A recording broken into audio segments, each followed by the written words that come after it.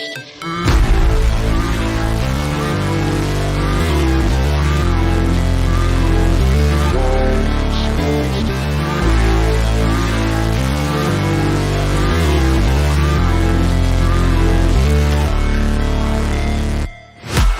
break, always fight, never quit, do it right, play the game, win it life, have no shame, there's no time, feel the pain, live the grind, I could change, in my mind, pick a lane, commit and climb, the only way to win it life. I never miss, that's fact, taking big swings, hand me the bat, put me in the ring, you'll go out in a bag, cause I sing what I mean and I bring it to the mad light.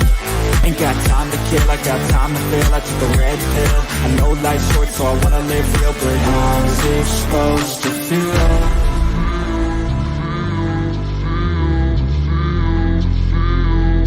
How's it supposed to feel?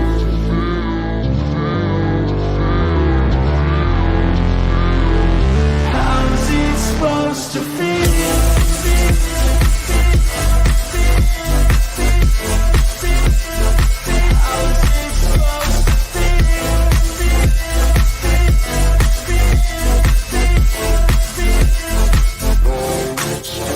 They wanna say my name, but they holding back. They wanna say they hate, but they know it's cap. I ain't play no games, I just do that's fact. And I don't feel no shame, it's a mood you lack. I go crazy, nah, but I ain't lazy. Track after track, I work on this shit daily. Pass me the jack, right as fuel, got me hazy. About to unpack all these things I've been chasing. I've got visions in my head, like memories after death. To be a legend instead of something you can forget. I'm living up every breath, I'd rather lead than be led. I'll fill the seats as I spread with every word that I've said.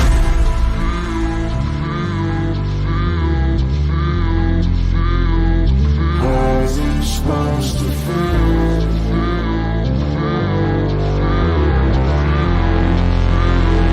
How's it supposed to feel?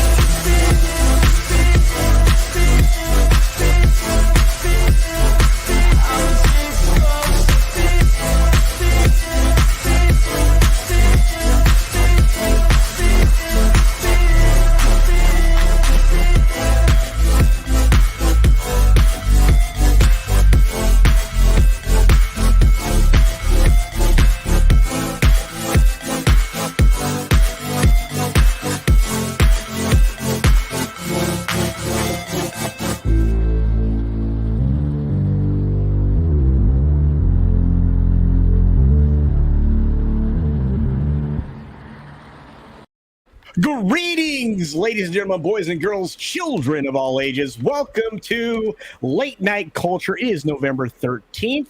We will karate with infinite patience, and you and I are rare people. Tonight, we start off with three incredible gentlemen, which would include myself, $8 Culture Casino, and the amazing balds that are here with me early. We've got the Brahma Bull. What's up, bud?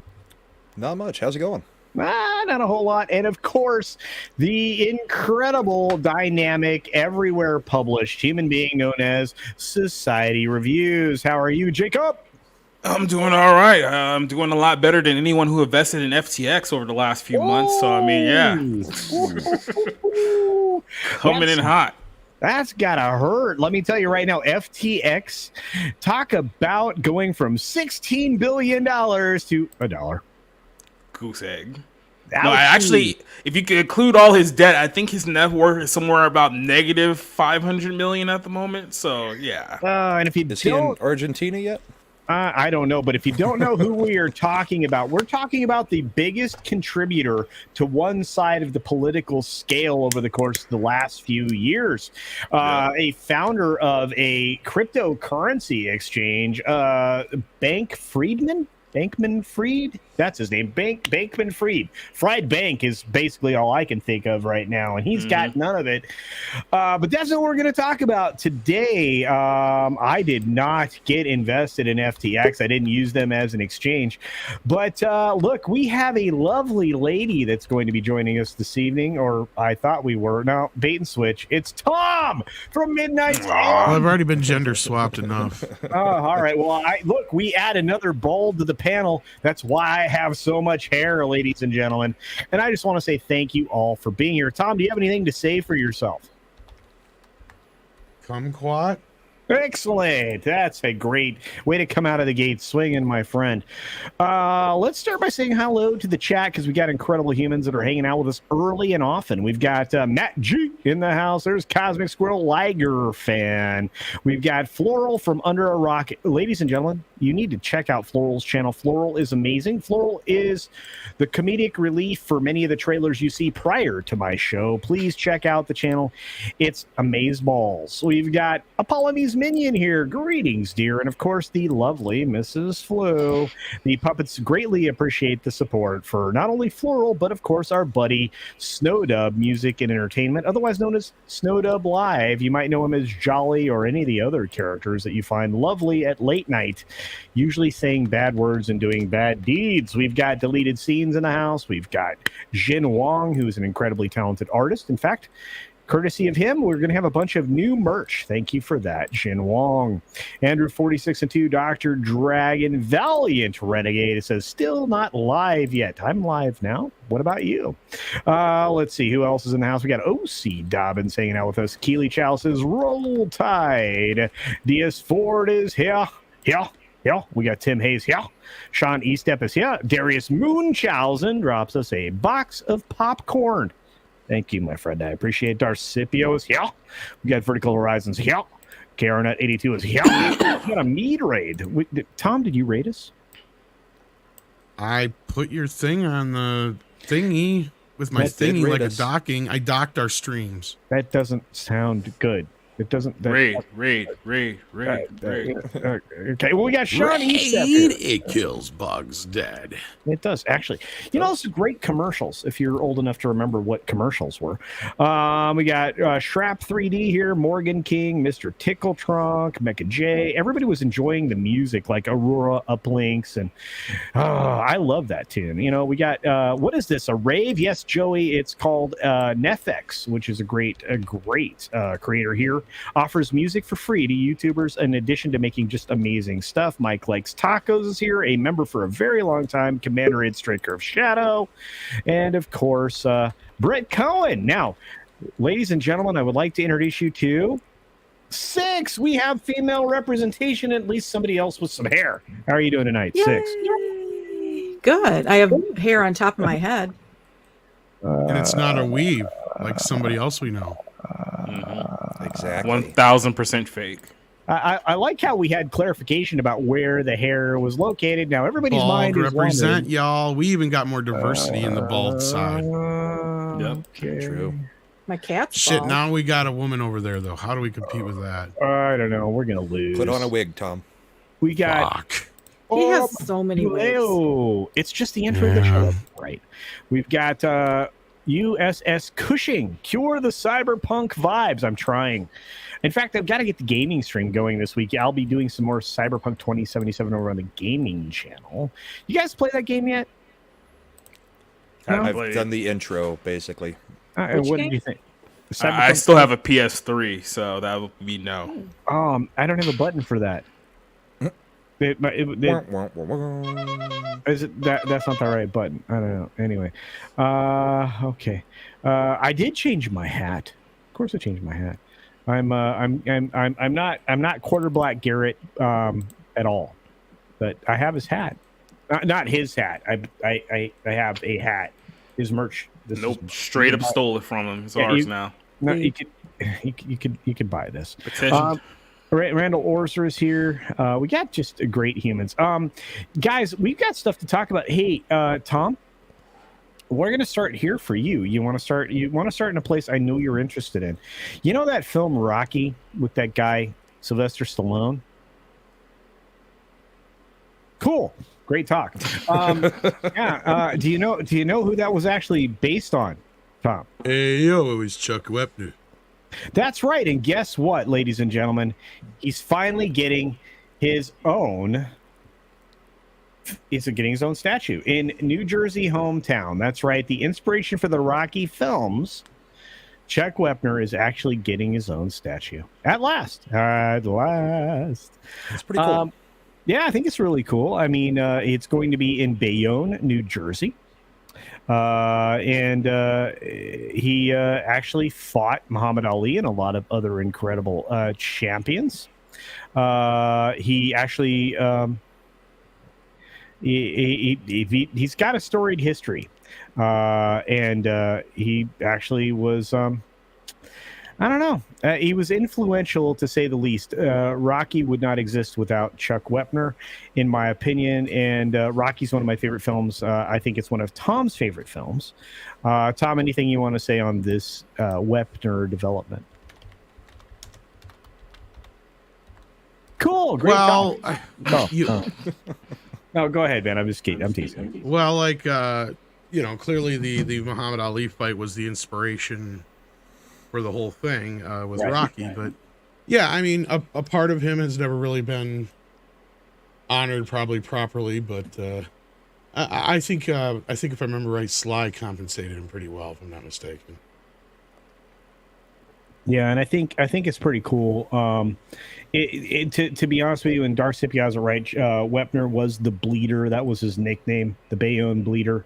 And it's an interesting story. I mean, a lot of people thought, and I think Brahma, I think you mentioned it, that it was Rocky Marciano that they thought that the film was based on. That's who I thought it was based on. I didn't know any of this. Yeah, it's pretty easy, and this is a funny statement. Clay says it looks like Bill O'Reilly, a very old Bill O'Reilly. So Bill O'Reilly. Yeah, and 11 Alpha says a 19 classic 1970s SNL commercial parodied the Navy's exotic port of call commercials with Port of Call, Bayonne, New Jersey. That's kind of funny. Didn't know that. Patience is a virtue, Cuddles. Okay, Bad Bunny, you're right. I should have waited for Tom to say something. Look at all these people. It's fantastic.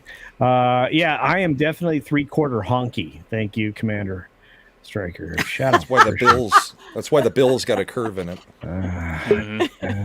That's Can we not speak about the Bills today? Oh, yeah. Wait, Bat Tom's here. Whose birthday is it? Nobody's. It's yours. I just showed up because I was bored. Yeah. More representation. You realize you're my favorite Batman, right? He can't. You lost the Batman. More than Chalupa Batman. No, I think We lost our friend Kevin Conroy, who's a pretty cool Batman. Yeah. No. I actually have to say that the Kevin Conroy loss this week was really hard on a lot of people, and for good reason. Yeah. I mean, for 1.5 to 2 generations, he was essentially Batman because of the Batman animated series, and so we lost an incredible performer, somebody who definitely took the role very seriously and honored it in every single way possible. One of our friends in the community here, the fellowship, Loki from Loki's Mornings of Mischief, got in a wonderful birthday message from Kevin Conroy, and if you want to see that, it's over on Loki's channel. It's excellent. He will be missed. But I just I come in here because I was bored, and I really didn't have anything to do, so I thought I'd come just hang out for a few minutes. Yeah, what do you think about Rocky and Sylvester Stallone trying to reclaim the franchise, to reclaim his creation? Well, he's rising up. He's back on the streets. Okay. He's he's got that eye of the tiger. You think so? I didn't know. Rocky I can't was really a hear vigilante. anything in this, so like take that as you will. Talk smack about Tom while you can. I think it's great that you understand that you can't turn your head wearing the cowl. So yeah.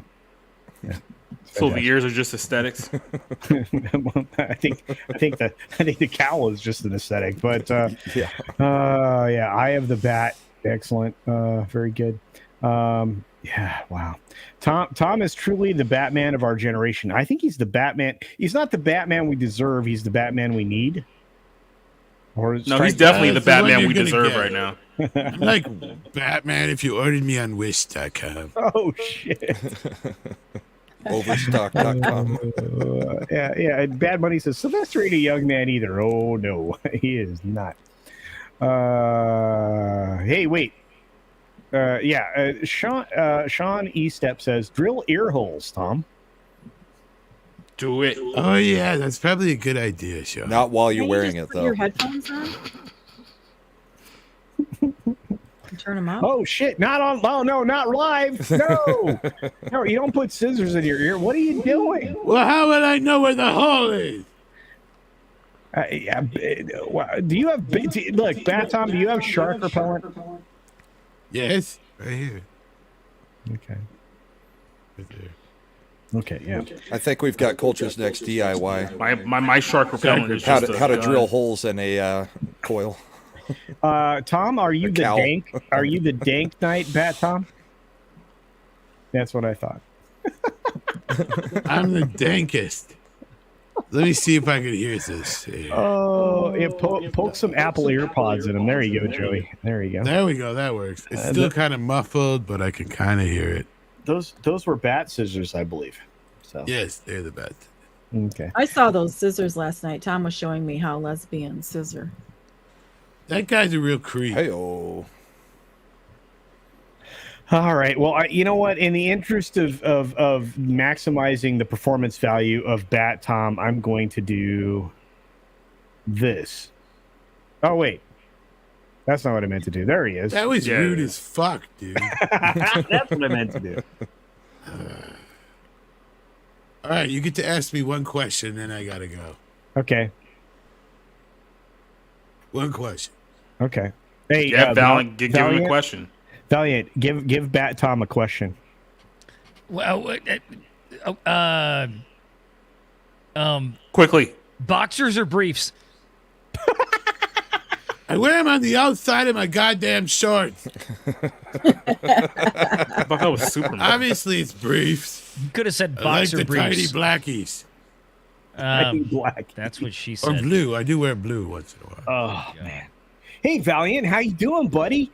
Your live stream today was popping. Yeah, it was. Yeah, thank you. I'm exhausted. I didn't have too long, but I wanted to pop by. I always feel bad missing the show. It's like, but Sunday nights, man, it's like shit. Yeah, I know. I'm wiped. And you always love to stream. I usually listen, but it's always when I can't come by. So I want to take a few minutes to pop in. You look tired. I'm sorry. I mean, that's It's been not a a long compliment. day.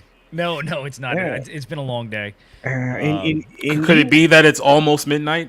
That too, and I'm sitting here drinking a cup of sleepy time tea. Oh, So Wow. yeah, I got a long day ahead of me tomorrow. hey, Valiant, did you spend $8 yet? I tried. I missed the boat.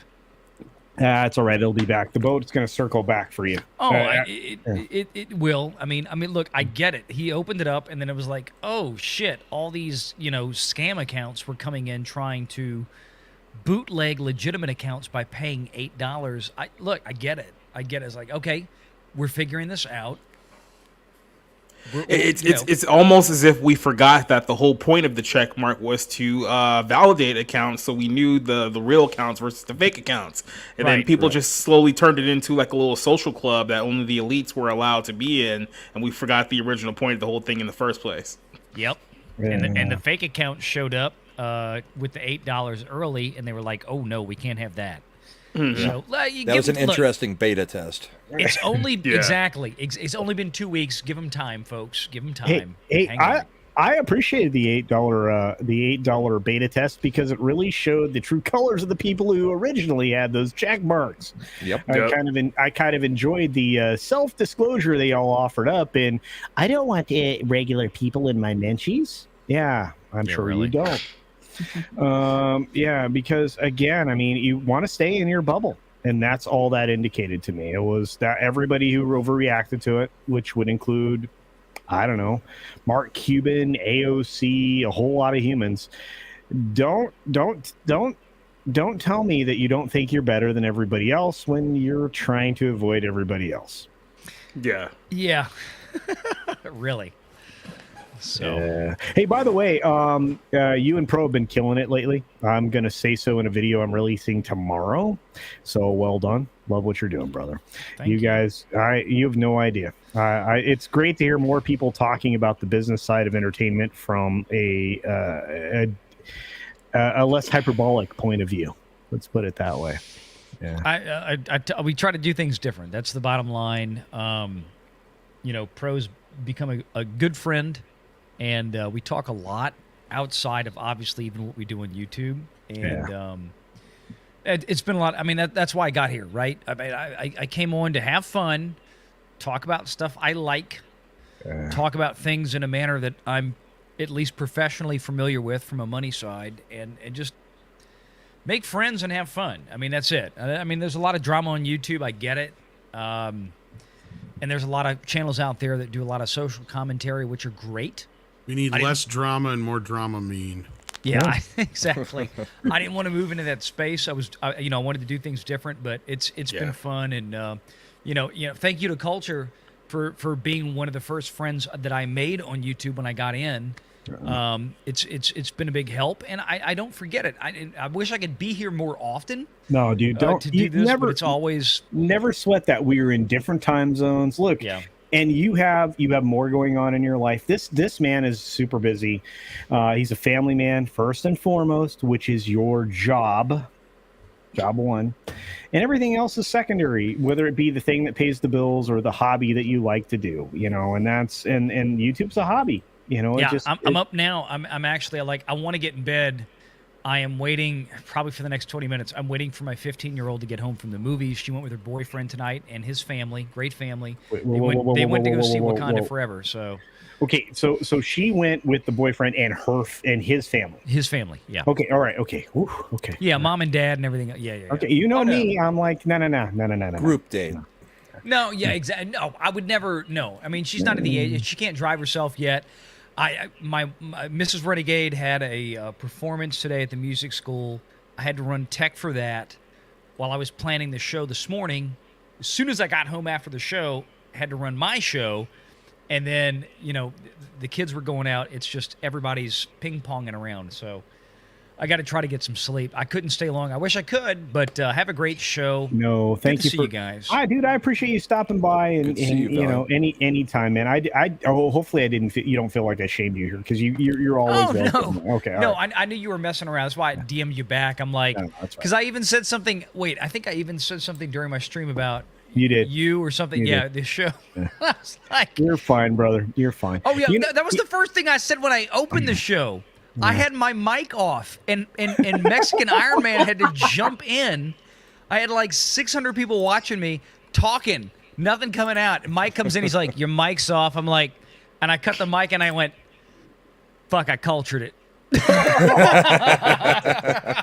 Dude, look, I appreciate being here, man. Go to bed, or at least go stand at the door and wait for I'm gonna sleep a lot. I got a long day tomorrow, so I got to get some sleep tonight. But thank you guys. Good to see y'all. All right. Have a great show. And later. And the cool thing is Valiant ran a great show today. He and WW Pro and many others talked very intelligently about the stuff that's going on with the test screenings for Indiana Jones and a whole lot of other issues. And we kind of were wrapping on that over on Tom's stream for the weekly wrap up. And I show of hands. Well, actually, you know what? I'm going to let you comment each individually on this. Brahma, do you think there were actually, I'm not going to say test screenings, but do you think there were showings of the Indy 5 film to people? Do you think that people actually have seen this and they are not reacting positively? Based on the rumors, I would say somebody has seen it. Is it a test screening? I don't know. Was it just test footage? Maybe. I don't know. Now, I actually have a little bit of information because I'm working on a story about the current state of Disney, and obviously Lucasfilm is responsible for the Indiana Jones thing, so this could be a little preview into what the future of Disney looks like. But if you hadn't heard, late last week, I think Bob Chapek had said that they're pretty much preparing for cost-cutting measures, which means that people are getting laid off, and they're going to start cutting a lot of these massive oversized budgets. Now, we'll talk about Wakanda Forever here in a second, but the last couple of Marvel movies movies have done like 250 million just on like the production budget alone, and God knows how much more for marketing. And what he specifically said is that they're going to have a cost cutting division where they're going to start looking at a lot of these content budgets and start cutting some of this money away. Cause I think they're starting to realize now, especially with the upcoming recession that we've been in for 6 months that the media hasn't admitted to, that these multi-million-dollar budgets where we have to make $800 million just to turn a profit on these movies, like they're not making like billion-dollar like films like anymore. Those films are very rarely coming for Disney, especially in their future. So they're realizing, hey, we need to start cutting back on a lot of the money that we're giving to these projects, whether it's Star Wars or Marvel or Indiana Jones, because we're not going to see a return on that, and things are about to get pretty tough for a lot of people. So Yeah, I think they're looking at, like I said, that film. It's like there's no way we're ever going to see a return on this unless we change something and change it fast. Yeah, and you know what? You're right. In Tree Rock, you're right. There are still dailies, and actually, basically everybody could have, if they wanted to, that is involved with the production, immediate access to a lot of information. So there's that. But real quickly, I have one member chat. Thank you, Six. You are a dear for highlighting that for me and bringing it to my attention. We have the lovely Jillian bringing us a question or a comment from earlier. Jillian N., who's been a member here for a while now, just saw this and about to go to bed. So happy I caught you in the bit of a live. Loved seeing you on Lorena's channel earlier. Thank you for the Disneyland advice. Well, I've got lots of theme park advice, and you've got a whole group of people who cover theme parks, from park hopping to, of course, theme park casual. Tom, with not this Tom, but the other Tom at the Rogue Attraction, and so many others. So believe me, everybody will be happy to help you with your vacation planning. So I don't know. I mean, Tom, what do you think about this? I know you kind of vented a little bit on your stream, but do you think that that there's a lot to these rumors around Indy? Well, as I pointed to, this sounds a lot like what we remember happening around the rise of Palpatine, right? Right. Yeah. Oh no, there was no test screenings, but all the leaks from these supposed test screenings that didn't happen were damn near all spot on, right? Like, outside of the fact that they were literally shooting, they're still shooting the movie as we speak, but we found out later on how much shit that was changed and all the stuff that was leaked out was correct. This feels so similar, especially with the damage control, because like, to me, it's like, it feels like they're really, it's like Doomcock and all these other places are getting to them if they're out there actually talking about it. It feels like to me, because otherwise you would be like, why are they saying anything if it's not true? Why give it any oxygen whatsoever? And that's where people have, rightfully compared it to also the Kevin Smith situation with He-Man and all that kind of stuff. So it's not like we've never been here before, and it's all in the terminology and the wording of it. So yeah, do I believe there was a test screening? Yes, I believe there was an internal screening. I don't know if I'd call it a test screening. And the details of this screening got out. And I believe that. I don't have anything to really prove that or any evidence to really go by, but we've heard it from enough places now that it's too convenient of too many people to be talking about it. I would call it strangely familiar, but Six, you know what? You're usually the voice of reason and measurement. Wow. Well, I don't think that there have been any screenings in the traditional sense of the word. My Twitter name is Sagacious6. Maybe I should make it Semantic6, because I think obviously people have seen this movie. Like somebody mentioned that there have been dailies that people have seen. There's been crew who were standing there literally watching them film the movie. So as far as people saying that the movie is terrible, yes, I believe that people are saying that, but I don't believe that there have been any test screenings.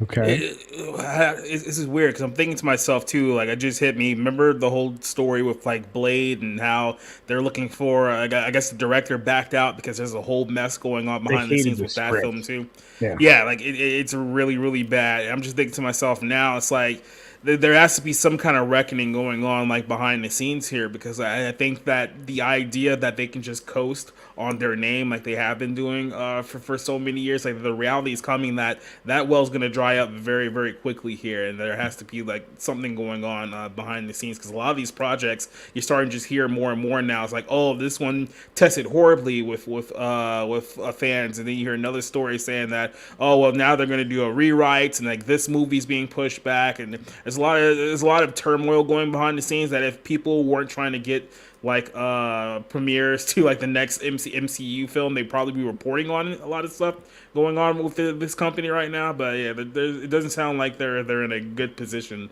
as some will claim that they are. And what if it's the woke crowd who was watching the movie that were in the screenings? So maybe we'll love it. If they hate it, maybe it's right up our alley. Yeah, but if all of the leaks are consistent, we're going to hate it, because Phoebe Waller-Bridge is going to erase the very existence of Indiana Jones. Yeah, I know. We're going to hate it anyway. But I don't know if they'll go to that extent. I'm just... all I'm saying is that if all of the rumors and all the leaks are consistent, which it sounds like they are from time to time. Now, we're 4 generations into these same leaks that are the same every single time. That doesn't usually work with the rumors and leaks the way it has been.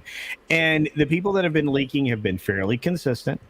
And I agree with Joey. The aftermath of the screening certainly explains all the sudden announcements that have been made, like the announcement of a television program and so on and so forth. And again, I mean, a lot of people have pointed to the fact that she said she would be, if she left Disney or Lucasfilm, it would be leaving it in flames.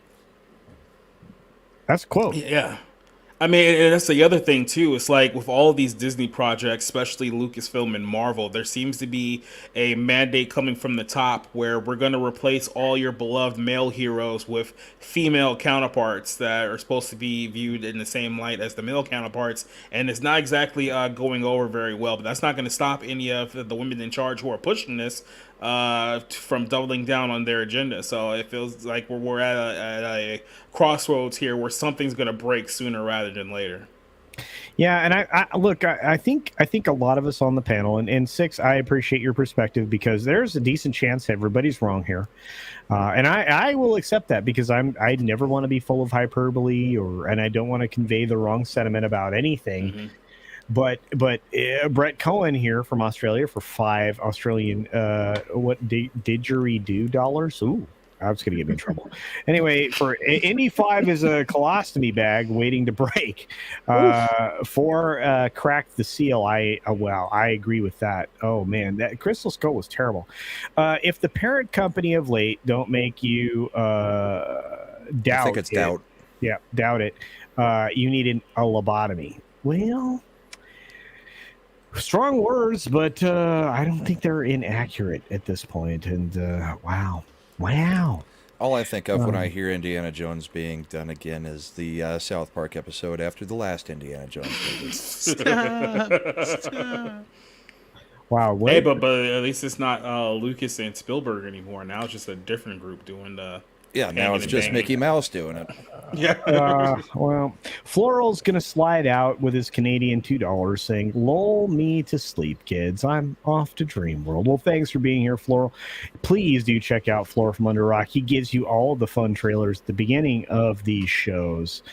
For the most part, I have some other folks that are sending me some trailers, so we'll mix it up in the future. But good night, Floral. Floral and I are working on a project together. That's kind of spooky. Speaking of spooky, here's my channel counterpart, the guy that makes me look good, which means you're going to get a terribly edited video tomorrow because I did it. It's whoa shit, he's gone. What the fuck, Grant? He's got a channel now, though. Hey, does he again? All right. Well, it got restored. Popped in to hear his name. He came in and then he left. He was in the back, guys. I promise that wasn't a false alarm. He was. Like, I heard the boop. He just had enough. He was like, wait, I got my. He's like, I got my compliment. I'm out of here. Well, shout out to Grant, because me, him, and a few other people, including Nick, Cassie, and TW, we were all watching the UFC fights last night. So we had a pretty good time watching that whole thing go down.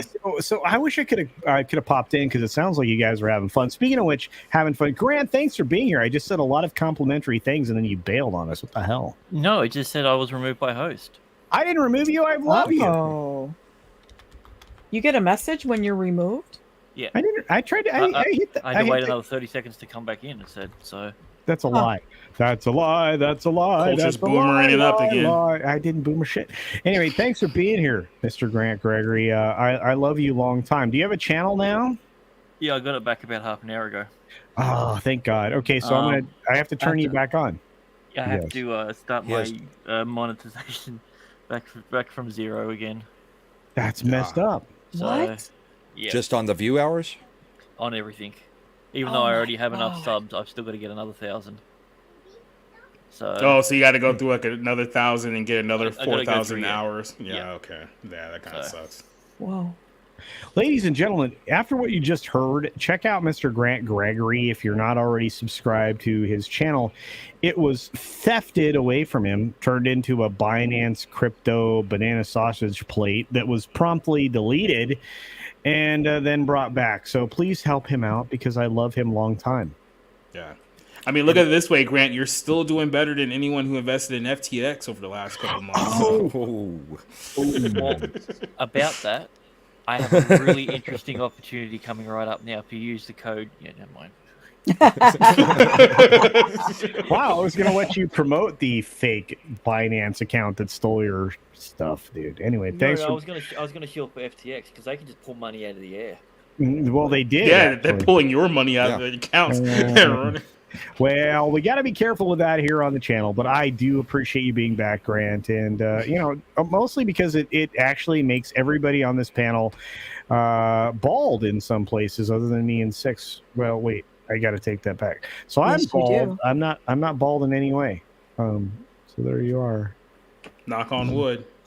Well, no, that actually hurts. I wouldn't bang on my wood at all. That's not fun. We got not? Toxic Man Flu for $5 here. Says there were movies after Last Crusade. Don't believe it? No, I don't believe it. There wasn't any movies after Last Crusade. I think there were three. There were 3 indie films. So I don't understand why they decided to make 5. Yeah. Yeah, well said, my friend. Tox, I appreciate you. Tomorrow night, Toxic Man Flu is the... I think somebody brought this up too. Like, obviously, the rumors is that Harrison Ford's going to be Red Hulk in the Thunderbolts movie in a couple of years. It's like, you do realize that Harrison Ford's going to be 82 years old by the time that movie premieres in a couple of years. So it's like, why is he still even around? Like a lot of these franchises at this point. It'll be Bilbo Baggins that'll do it instead. Yeah. He's in Everett. Close enough. That that's close. I mean, and not only that, I mean, he's going to have wafer thin mint Callista Flockhart on his arm when he shows up at the premiere for that. Anyway, so thank you, Tox. Tox, of course, is the producer extraordinaire for the comics division channel, and he's the reason why we are so successful over there. So I love him long time. But not as much as this young lady loves him, Mrs. Flu, who's saying goodnight to Girl from Under a Rock. Gosh, it's like family here. We got Punk Waddle out there. Good question. Why does Culture look like he's going to caddy for Happy Gilmore? I'm not wearing the jumpsuit, but I could go get one if you want me to put on my Dickie one piece. That'd be all right. You know, short story long story short, one of my grandfathers rocked one of those like every day he was retired. One of those like, I'm gonna go work on the car jumpsuits. So, yeah. Like Michael Myers? Sure. Yeah, exactly like that. If you wanted to know where the creepy comes from in my family, it's that. There you are. Oh my gosh! And Mr. Grant Gregory has decided to share. Well, Mr. Wow! Look at that.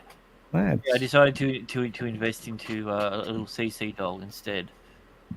Look at the bags under his eyes. But who's that? I want this badly. Can we make this? I want to print this now. Yeah, I got the model for it. All right. I got a new AI thing where you can actually turn pictures into 3D objects. Why do I look angry? I'm not angry. Or it's because the hair dye that you use made your hair red. I don't. There's definitely some dyeing going on there. Look how much bigger your left arm is than your right one. I think we just found out something. Yeah, strange enough, I didn't realize he's actually left-handed. If you look at all of his culture builds, that left hand gets a really good workout. You guys are so mean to me. I do know this, that Toxic Man Flu thinks that Grant caused the FTX collapse. I think that's probably true. Could be. You can go to print with that. The same time the same time that his channel was absconded to promote Binance, which was going to bail out FTX. Yeah, that's why they tanked. Thanks, Tox. Appreciate the $2, bro. Binance said no. Fuck that. They did actually. Brett Cohen says so. Unsub then resub. No, that's not the mechanism you want to use to support my man. But do go watch like his 8-hour compilation stream and just leave it on all night, and then maybe loop it so that he gets the watch hours. They deleted that one. I couldn't get that video back. Oh, really? Yeah. Wah, wah, wah. Tree Rock Creation says, I bet Indy dies in the next movie. Harrison loves killing off his popular. This is one he didn't want to kill off, kids. So he's definitely going to die then. He's going to kill him off one way or another. Either it happens on screen or Harrison Ford goes. Yeah. Yeah. Look, if you're going to hide the body, wood chipper and then lime in the forest. So, yeah. Hold on, I'm going to write that down. Yeah, if you don't own a pig farm. Oh my god. Yeah, see, in New York, they have this thing called the meatpacking district, and see what the mob used to do is that they used to just hide their bodies in with the. Grant, can we get on this for merch? Can we get some culture bobbleheads, Grant? Yeah, no worries. We've got to work out though. We're gonna have because you can have a speech bubble on the side. Is it going to be "Here's the thing" or bologna sausage? Oh yeah, we definitely need a bologna sausage like thing that I'm holding. I think that, like, I got it wrong. No, I've got it right here. I've got. That's my favorite. Yeah. So, right. Yeah. Anyway, what do you do? Just unpeel that and take a bite? He's got to deliver it to Tox. Yeah, this is for Toxic Man Flu. This is that's what you meant when you said you were going to slide Toxic's meat into him. That makes way more sense. No. I'm giving this to Mrs. Flu to whip out her meat on him. I'm just saying. Oh. Yeah, she's definitely going to whip out her meat on his face. That didn't. None of that sounded good. I'm going to get in trouble now. Soul Sauce says culture looks like a porn director. Thank you, Grant, for the bobblehead.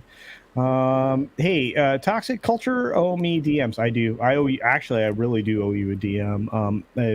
For some reasons. Let's see. JT Gunn says, "Good evening, Culture. Does as have a governor yet?" Arizona. Excuse me. I don't know. No.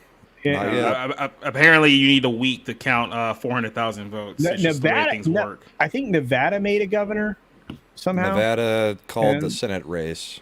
Yeah. I don't. It was weird because like the Republicans were leading all three races, and then the governor got confirmed. And then right as the governor got confirmed, all the other races flipped blue, which is kind of weird how that happened. Hey, in all fairness, it happened within 30 seconds of each other, so it's not exactly the same time. Okay. So Grant, you need to work on the air quotes variant for my bobblehead. Okay. Apparently. Oh man, we have things to get to. You got to leave something for Andy Masterson to do. Tom has to leave. What? No. Tom's got to go eat. No. Oh wait. Oh, is there anything I wanted you to comment on? Yeah. Actually, Tom, are you ready? This one's for you. This bud's for you. This is gonna be my favorite thing ever. You ready? He's not ready. Mm-hmm. Favorite thing ever. Okay, so your best friend is gonna sue everybody that was on the crew of your favorite not made for anybody film, Rust.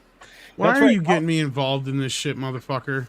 Well, because I knew that you would appreciate it. Because have you not been paying attention the last 2 days on Twitter?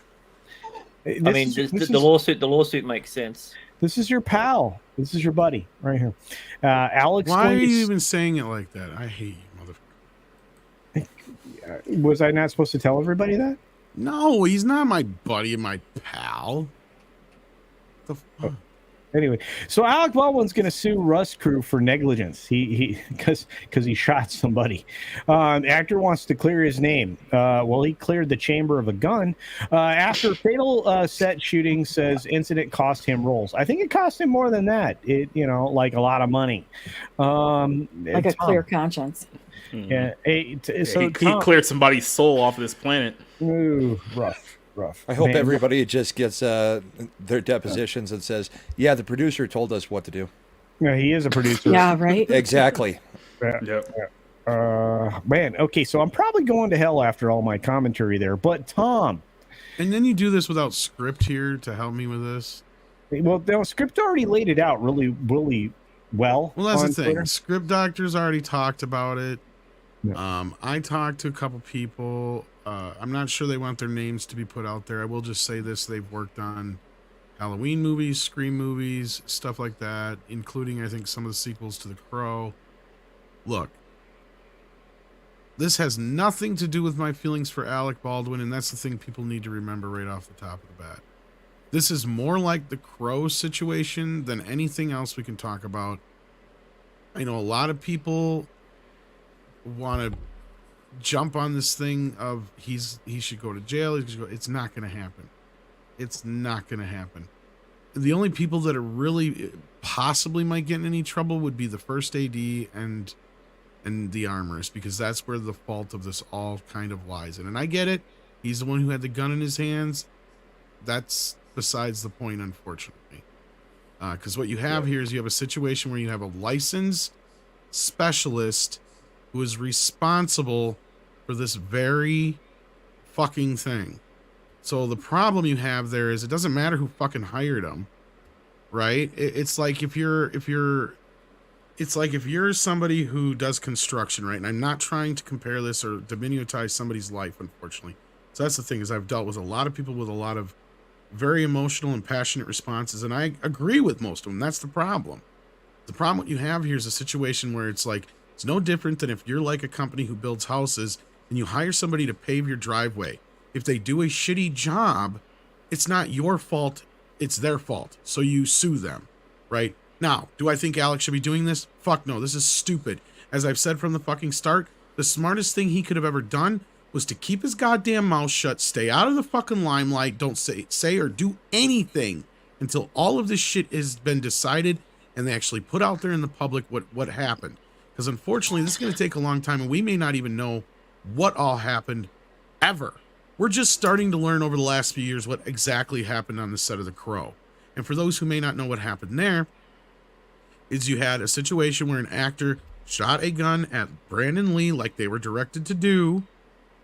Just like I'm sure Alec was directed to point the gun at the camera here because they were trying to figure out the eye line for the shot. And that's what happened. And in that situation, the crew or the prop department took it upon themselves to make fake loads for The Crow. And what those are is where they actually take out the gunpowder in the pin. Well, they forgot to take out the firing pin. So all these stories about Brandon Lee got a melted cap and all, those are all bullshit.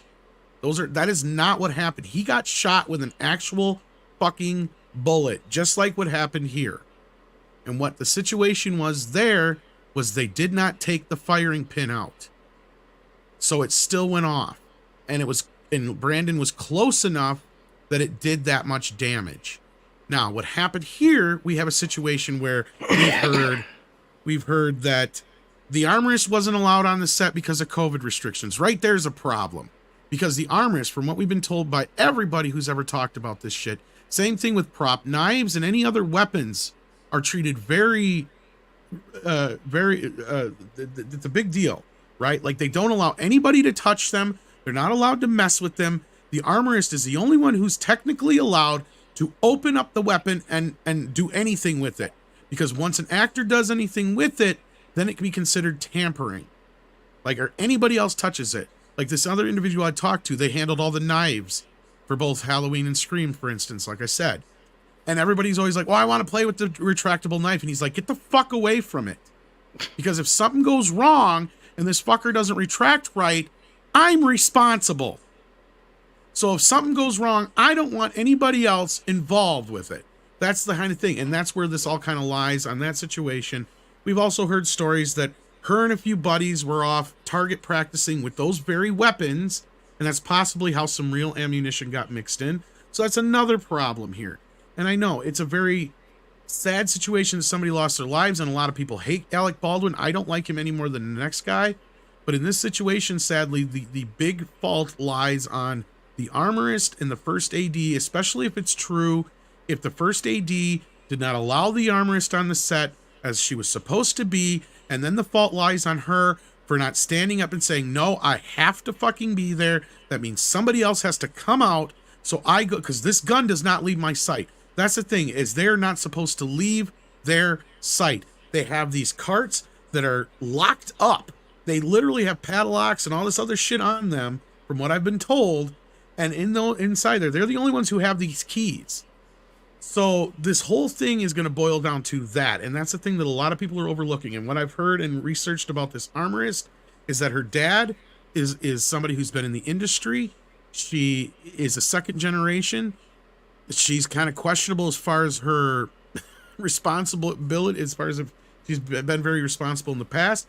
Because I've heard stories from her loading guns on the ground and getting yelled at for it and other things that are big no-nos. So Lord knows what's going to happen in the end of the situation, but I guarantee you nobody's probably going to jail, because nobody went to jail for the Crow situation, unfortunately. As far as Alec goes, he'd have been better off just fucking leaving the whole thing alone, not saying a goddamn word until it was all said and done with, outside of just giving his, I'm sorry to the family, this tragedy should have never happened. Hopefully we can figure out, where to go from here. And that's it. Nothing more. If he would just left it at that, he needed to Matthew Broderick the situation. What happened with Broderick when he didn't say anything, didn't do anything for years about it, and then it becomes people forget. Right. No, but as we also know, Alec Baldwin is a complete egomaniac and who couldn't allow himself to do that, what he should have done from the jump. So at the same time, I can't, he's got nobody to blame but himself, in my opinion, because he's the one who's gone out there trying to get ahead of this, when what he should have done, as I said, because then the reports would have come out. We would have seen that most probable, and again, this is just, I'm going off of what evidence has been put out there already, and that is that there was some kind of breakdown in protocol between the first AD and the armorist, and right there's your issue. And if that's the case, then he should have had nothing to even fucking say or do with any of this shit. And like I said, his role in this, he's basically another piece of equipment on the fucking set, sadly. That's the sad, stupid part that you have to think of it like, because it's not like any other situation and somebody lost their fucking lives. And unfortunately, nobody's even brought up what the director's role in this was, even though, because he got injured too. What did he say? What was he telling Alec to do? Was he rushing these guys? Like, nobody is taking that into consideration. Now, again, here's the other problem is, Michael Massey, the guy who shot Brandon Lee, was not one of the producers of The Crow. Alec Baldwin is. But as Script and others have pointed out time and time again, when you have one of these above-the-line actors listed as a producer on a picture, they're not doing fuck all but getting the movie made, right? Okay. Basically, that's about it. They don't hire anybody. They don't have anything to do with figuring out who's doing catering. You know what I mean? Like, yeah. So that doesn't really fall in their purview usually. Now, again, I'm not saying that this being an independent picture, Alec may not have had something to do with that. If that's the case, and we find out that there was more situations where Alec was one of the people who were rushing things, and he had decided this, that's a whole nother situation and a whole nother story, and that falls into a different purview than him being Alec Baldwin, the actor, as opposed to Alec Baldwin, the producer. But at this point, we have not seen any evidence to lead us to believe that Baldwin had any say or call in what happened here on the set in the situation thus far. I think that the worst situation here, Tom, is the fact that this statement that I highlighted, Baldwin has long declared he never pulled the trigger. And here's the thing, and I know that John Schneider put out a very educational video on the situation, but I've also heard other people say that that's not completely accurate depending on the model of gun you have and the model of gun that they were using. And again, I'm not a gun nut, so I don't understand all this gun stuff, so somebody else may be able to explain it better. It's an 1880s revolver. So basically, if you just pull back the pin, if it's not pulled back and locked all the way, my understanding is if it flips back, it can set off the bullet. There would have been no reason to pull back the hammer on a practice cross draw, which is what he was doing. This could very well be, but that's the problem we run into here is it doesn't fucking matter, because if it wasn't that scene, it would have been the next scene, Culture, when he was supposed to fire it regardless. That's the things that people aren't really thinking about, is because they want and I get it. People want so badly, and rightfully so, to point the finger at Alec and say, you're the one at fault. But you got to stop and put it in a situation of, if it was Chris Pratt or anybody else, same kind of thing. You got to think about it in a situation. This actor was handed a gun by a specialist they trusted, or if Alec was not handed a gun by the specialist like he was supposed to be, and instead handed it by the first AD, right there lies the problem. Unfortunately, it's way before it even gets put in the hands of Alec Baldwin. That's the problem we have here. It's not like a normal situation where you're out shooting guns with your friends, or you're hunting, or even combat or anything like that, where gun, safety regulations and all those things are applied. There are a lot of smart actors who do treat guns like they normally should treat a gun. Here's the thing you gotta also remember. Most actors are idiotic children. Alec Baldwin is somebody that I could see being an idiotic child, right? And that's why armorists are there. They're there to make sure that these things do not fucking happen.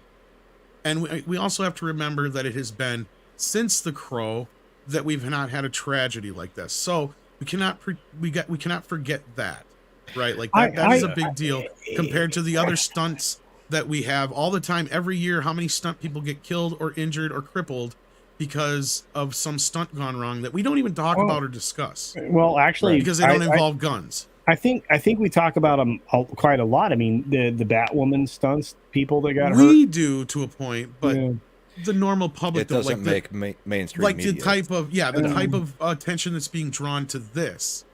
I would. My thing is like, what about that woman who lost her life on the Deadpool stunt? Shit like that. People don't talk about that as much. Well, I mean, we do, and like you pointed out, Tom, and Commandant VHS, who's here, says Alec Baldwin is just somebody that's really easy to hate. He is.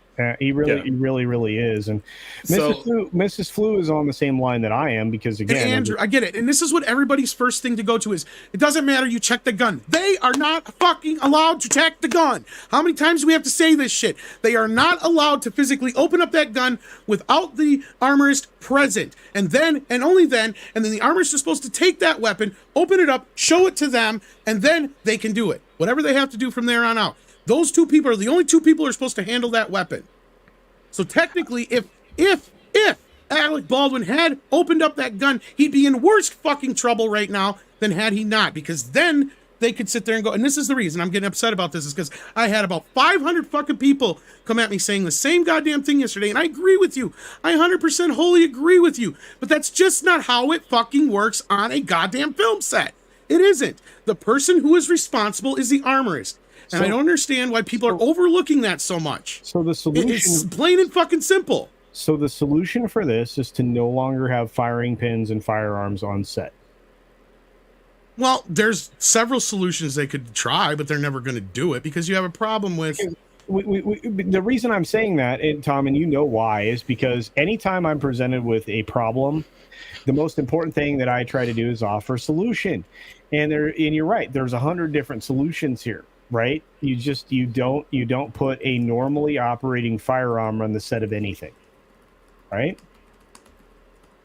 So let me back up here for a second, just as far as the lawsuit goes. I'm not trying to yell at anybody. No, I'm just trying fine. to say that this is something I've had to field 100 times over, and I've had to tell people that I've been told by multiple different people, this is how it fucking works. And if anybody tells you different, they're either leaving something out or they're fucking lying to you. Because I've been told by several people who work in the prop department or have worked in these same type of industry situations where they have dealt with weapons on set. Let me back up here to the lawsuit in question here. So Alec Baldwin is suing the people who are responsible on the set for his movie. So correct me if I'm wrong, but just fairly recently he had to settle with the family of the woman who he did or did not shoot.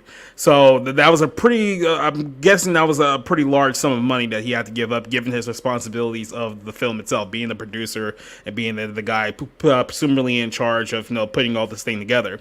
So now what it seems like to me is that he lost lost out big on whatever the settlement was. I don't think we ever got a disclosed amount of how much he had to pay. We never will, probably. No. So now what he's trying to do is that instead of just eating that cost of paying the family of this woman, that now he's trying to get the money back that he paid out via the people that he believes that is responsible for this whole thing, because obviously he hasn't taken any responsibility since this whole thing has started. So I guess in his way he's going to get that money back, but he had to pay the family from the people that he believes is responsible, and that's why we're getting this lawsuit in the first place. Well, I would think that he got sued personally, I believe is what... Well, he settled personally. I think if he goes back after the crew, then the insurance for the production probably is what kicks in there. They have a defense built into the insurance for the production, is what I would think, which helps him recoup it in a way that the insurance company then pays out everything, rather than him paying anything out, even though he, it was a direct result of what he did, even though... I agree with you, Tom, but he was the one holding the gun. So he did settle.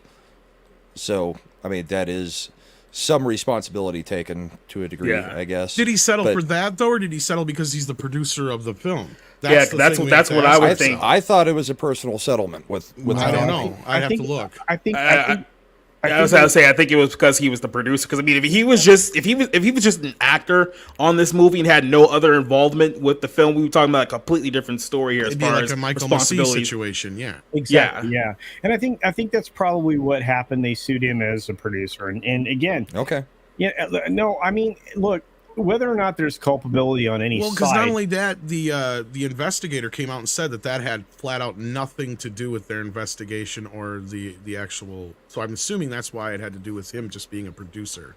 Because everything I saw said it was Alec Baldwin settled. It didn't say.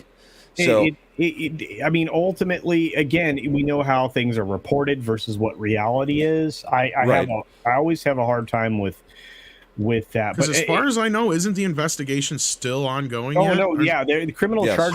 Criminally. Yeah, and that's the thing, and this is why I bring that up, because the armorist, here's the thing, nobody is paying attention to who she is, what she's done, what she's doing. She's turning around now and trying to sue the company that she bought the bullets from. That's what I'm saying. She knows she's in trouble. She knows she's... And look, I talked to somebody who actually fucking knows this individual. And they kind of know the situation. She knows that this is going to fall on her fucking shoulders. Hannah Gutierrez Reed. Even if she wasn't allowed on the set? Unless she can prove that. That's the thing. And here's the other part is, even if that's the truth, that's what I was just saying before. It's her position to say, then this fucking gun does not leave this cart. Right, yeah. So that's, again, falls on her, unfortunately. And if she tries to play this, she could play this fucking game of, well, I'm just a meek little woman, and I didn't know if I could. No, her game, then she shouldn't have been in that position. Actually, the game she could play is, look, I was taking direction directly from the producer of the film, who told me I could not be present for the, for this particular shot, scene, practice session, whatever it was. I'm sorry, it's armor or whatever you call it, but armor. We know what you're talking about. Yeah, we do. Yeah, it's fine. And Tom, I didn't need to keep you this long because I know you need to check out. But no, it's fine. And I'm not I'm not trying to be pissy with anybody, but it's like I for some reason I get it, and I agree with all of you. Under normal circumstances, I've taken Hunter's safety, right? I agree with you guys all. I don't think any of these people should have any of these fucking weapons because most of them are fucking morons. Yeah. But that's not how the system fucking works. No, I know. Well, I understand how it works on a set. I also understand that there's a certain amount of culpability, and it does, unfortunately, depend on the set because, honestly, we've watched actors reload and check firearms in films in real time. We've seen, those are usually different types of situations, though. Like, you got to remember, there's different types of weapons, ones that do different types of things. So you don't know necessarily what weapon you're seeing and what scene with what load or anything like that. Oh no, absolutely. They have rubber guns and stuff for some of the gun fu scenes, for instance, in John Wick. They have to. I'd be interested in your take on a video that we watched, I believe on the Rumble Odyssey side, Thursday night of Will Smith backstage in a movie, and somebody picked up a prop gun and started waving it around, and Will Smith snatched it out of his hand, cleared it, and checked the ammo. See, and right there, that's where don't ever do that again. Yeah, the armor should have got involved, and if that armor on that set should have been fired, actually. Yeah, I I'm not even going to talk to any of those things. All I want to say is I think it's going to vary from production to production, set to set, and despite the hard and fast rules that are supposed to be in place, because I really do believe that it's more production based. But that's and not. At the end of the day, Alec Baldwin's career is fucked. Let's be real here. Well, like he's never done. He's never really. But that's. I was gonna say, but that's the other thing, though. It's like Alec Baldwin is blaming this whole incident for people not wanting to work with him anymore, when all reports say that his attitude probably has contributed to the fact that he's not getting as much work as this is not going to work out for him. This is not. And you know, and this is the true statement of any true statements I've ever seen. You can actually do a smoke explanation with power, with air power. You never actually have to do anything. You can actually get a kickback from an air cartridge on any firearm. You don't have to actually have a gun that actually This is fires. true, but I think this was part of our big stream where we did break a lot of this down with Script Doctor. And, I remember. I was there. Yeah, I was gonna say too. Like, I don't think that this film had the budget to do like CGI, like gunshots and stuff like that. They may have tried to keep it bare bones, because it doesn't sound like this was like a big like budget picture that they were working on here. And again, I'm not trying to stick up for Alec Baldwin in any way. I think he's a piece of shit. Yeah. I think he's a piece of fucking shit. And if there was a justice in this world, he would be held responsible in some way. Now, do I think he intentionally tried to hurt this person? No. He should be held culpable along with a few other people involved in this production, because of the chain of events that happened leading to this did not have to happen. I agree with everybody when they say that. You're not wrong. Alec Baldwin has every right in the world, and he should have called for a recheck on the gun. That's what they can do. I mean, have you ever fired a firearm in on stage or in a scene? I have fired blanks. I have fired real guns. I have fired. I know you fired real guns. I'm just curious about. No, but I've fired blank where I've fired the actual the smaller ones where they just make the noise or whatever. And I've done the ones that actually do the burst out. In fact, I probably have video of it somewhere where we have that gun where we use it. And it's, again, in those situations, even those with those bullets, they're dangerous. They are dangerous, and we had to be careful with it. And we tested certain things to make sure, because one of the scenes we were getting pretty close to somebody on their head, but we still tried to make sure we were off enough to where, just in case something happened, it's like you got to be careful with these things. And we had another individual on that, and that's the thing. We were independent, so we didn't have an armorer. So you always have those kind of situations too. Right? And this is technically, I think it was more of an independent production. So who knows what their situation was? But and Six just whacked the bot for us, so thank you for that. I got him first. Well, but you only timed him out. Yeah. But for all the gun talk here, I just want to remind everyone that the trailer for John Wick 4 just released. It was great, and it's fantastic looking. Yeah, did you see it, Tom? Did you see the new John Wick 4 trailer before you leave? Yeah, he don't need no guns. He's got nunchucks. I know, he's badass, dude. I don't care what. Look, I'm sorry. Keanu Reeves is the action hero of this generation, and he is not The Rock, and he is not any of these other giant MFers. He is a badass, and I'm sorry, he's it. John Ritter did a glow-in-the-dark condom sword fighting scene in the movie Skin Deep. Yeah, I think that's a classic. Well, I mean, and you guys are right. There's a lot of different ways they could be doing these gun scenes. I just don't see Hollywood adhering to it. Because it's one of those things where, first of all, it would take a lot more money to implement these things, and that's one thing they're not going to be fans of. And I'm sure a lot of them are just wishing a lot of this would go away. Yeah.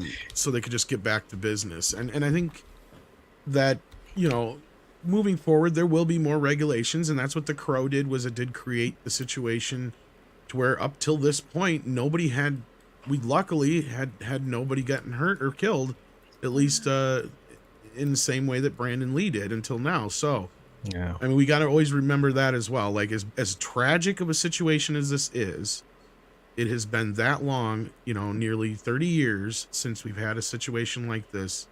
So we got to keep that in mind. Yeah. So. Yeah, it's been a long time, and we do need to acknowledge that. And Zach's is here. Good to see you, bud. But we've got a lot of good things that come out that don't involve people passing away, like John Wick 4 and many other great things. So he's gonna kill a lot of motherfuckers in that movie. Yes, dude, I'm sorry, the John Wick films are, almost perfect in my opinion, and we need more of that in cinema. But Tom, I know you need to go. Do you want to promote things like baldness and stuff? Well, I know now that everybody hates me because, that's the thing. I've been accused of I don't know how many times in the last. I think most of 48 hours the sticking up chat with said they fucking- didn't know that, and they appreciated you filling us in some holes in our thought that's what I was trying to processes. say to people is that I think people are overlooking all these other things because it's Alec Baldwin, and I get it. It's Alec fucking Baldwin. I hate him just He's as easy much to as hate. everybody else. But we have to keep in mind that in this case, he is an actor, and just remind yourself, if he was Chris Pratt or anybody else, what would we be doing? We would be looking at the entire situation, I think, a little bit more. I think we'd be standing back and really observing what happened and led up to this event. And I just feel like a lot of people, and I'm not trying to say this in any antagonizing way, are being very armchair quarterback about it, when you got to remember that I get it. This is not like your typical situation. It's not like a typical. Yeah, I definitely get that. It's more like if there was an accident in a place where you work than it is if like somebody got killed in a hunting trip or something. You know what I mean? I know it sounds weird to put it that way, but it is. It very much is. And the thing is, there is negligence there somewhere. There is. It may There is not be on absolutely. Alec Baldwin's behalf, but in any workplace accident, somebody's going to be held accountable. And what we're not seeing at this point is much accountability. And with the Chris Pratt, if Chris Pratt did it, I think Chris Pratt would have been genuinely apologetic. And Alec Baldwin didn't do that. That's why people are so pissed off at him. And that's another thing too, and I understand that completely. But I also feel like there's a lot of people that are protecting this armorer for obvious that reasons. could be. And again, Well, I'm curious to see how this is going to play out. All I have to say is that if she's on my next movie set and she's handling the guns, I'm gonna have some extra. I don't think she'll ever get a job again. I don't think she'll work in Hollywood again as an armorer. I mean, we or can't, anywhere. Yeah, we can't possibly, again, I don't know that anybody in their right mind would try to work with somebody who's had a history like that. So, Toxic Manflu says, Tom is right, folks, and I'm a firearm safety officer. Toxic would know. Toxic Manflu would know. And so I appreciate that $5 addition. No, and I agree. Alex should have taken at least even if he didn't take direct responsibility. I mean, there's a different way he could have handled this. Oh yeah, definitely. And I mean, not be Alec Baldwin. Yeah, by not being Alec Baldwin through the whole thing. Little Chad remains based in economic theory, saying the only problem with John Wick is the economics. Someone explain the actual value of those gold coins. It's worth a service. One of those gold coins is worth about $1,800, so that gives you an idea. But I'm more curious: is there anybody that is a normie in the John Wick world? I've never seen any of them. Yeah, the people that make the coins, that press the coins, they're the only normies. Right. Everyone else is everybody else is just exactly. Yeah. Thank you, Grant with a little bit of logic. The John Wick universe is essentially someone playing GTA and turn on all assassins mode. That's pretty much what John Wick is. Thank you, society. Yeah. That's kind of what I was saying. Exactly. Like, I love the movies, but people were giving me some shit. Speaking of people giving me shit, people were giving me a little bit of shit the other night for saying that I didn't like John Wick 2 and 3 as much as the first one. And that was kind of the reason why I said I like it, because it's like you were just saying, there's no like general people in the movies anymore. It's all everybody involved with this stuff. Yeah. So it's like you're Everybody playing you a walk video past game. is an assassin. Yeah, by the time you get to the second and third movie, it really is like a video game at that point. But it's so much fun. Well, I like the second one better than I like the first one, but the third one was definitely a step down from the previous two. C2 is the one I disliked the most. I'm the opposite. You Yeah. I didn't hated like two. Parabellum? Nah. But I like the first Wow. movie best of all. But First the is great. movie's broken, awesome. Except, understand, I cannot watch the beginning of the film. I have to fills up his fast car? forward. No. Because of the car. I have to fast forward past the Russian animal accent? incident. The animal incident. I can't talk. No, about you it. pussy. I can't. I was I mean, I could understand if it actually looked real, but it looks so fake that it takes you right out Stop of it. it! It doesn't matter to me. Animals, like especially puppies. No. Don't do that. Yeah. Look, and I'm gonna have a lot of people here that are on my side. Dog lives matter. Looks like You know it was a movie, right? Toxic. Shut up. Toxic man food's going to bed. Good night, Toxic. Night talks. See you tomorrow night. And Mrs. Flu, slap him upside the head with some meat because I think he deserves it tonight. And I am gonna actually. I might be listening still in the background, but I do gotta get some food in me. Tom, just before you go, Tom, I was away for that. Could you start that rant again? I missed the first half. No. So actors are not supposed to handle the guns, right? They're not allowed to just like look into the chamber or nothing like that. Well, okay, and again, I'm gonna say this. It varies production to production. Go ahead, Tom. I'm just gonna say, let me put it to you this way: I wouldn't let most actors cook for me. That's how much I trust them, or babysit, That's actually true. or even drive. Especially James They're Gunn. not the cooks. If most actors check the guns themselves, they'd be looking down the barrel, going, "Is there a bullet in there? Is there?" Mm-hmm. Unfortunately, you're not wrong, Brahma, and that's what I was trying to say. For every smart actor you have, like Keanu, who's very well trained with guns. Oh yeah. Or Will Smith, for instance, you They have are a dozen. The exception, though. That's just what I'm trying to say. Is like they are the exception of the few. Yeah. As Cassie put it earlier in the chat, actors are so dumb. I wouldn't trust them if I gave them a bowl of like cereal for them to set it on fire. Like that's what I'm saying. I wouldn't trust them to make me a bowl of cereal. Exactly. Like I don't. Like most actors are complete fucking morons. Like let's be completely real here. I look. Thank you, Stream Elements. I don't remember turning Stream Element Spot on again, so I don't know why Stream Element Spot is here. But it popped on right after we started. Well, as Joey says, it's not like they're hired for their brains. No. Exactly. Yeah. Look, Brett Cohen says, quote from Morrissey: "Hurt an animal, I will off you." Indeed. Yeah, but animals taste good, Brett. No, not that kind of animal, bro. Without emotional investment you have in the character after the animal is killed, you're basically rooting for a killer. Yes, 11 Alpha. Well said. I'd kill anybody who killed my dog. Well, yeah, John Wick, that's a different story. Puppies aren't food. Do you know me at all, Six? Well, do you realize, Tom? Yeah, I feel like the entire dynamic of John Wick would be different if it happened in China. That's all I'm saying. Oh, look, all right, we need to move on because I Tom's got to eat food and say things about his channel before. Okay, go eat, dude. You're gonna make me feel the badness. I got it because of my blood sugar. But take it easy, Tom. Say words. It's been a long day. I would stick around, but I've been up since 9:30 this morning, and I edited a video and I streamed. Other than getting a short nap in between things, I've been run ragged today, so sadly I do have to leave, but that's all right. Stick around, kids. These guys are going to talk about a lot of things because coming up they're going to talk about what was it here, Wakanda Forever, Jimmy Kimmel, and Dave Chappelle. That's right. So stick around. I feel like those are subjects you talked about on your show. You heard it here first, folks. We'll be right back.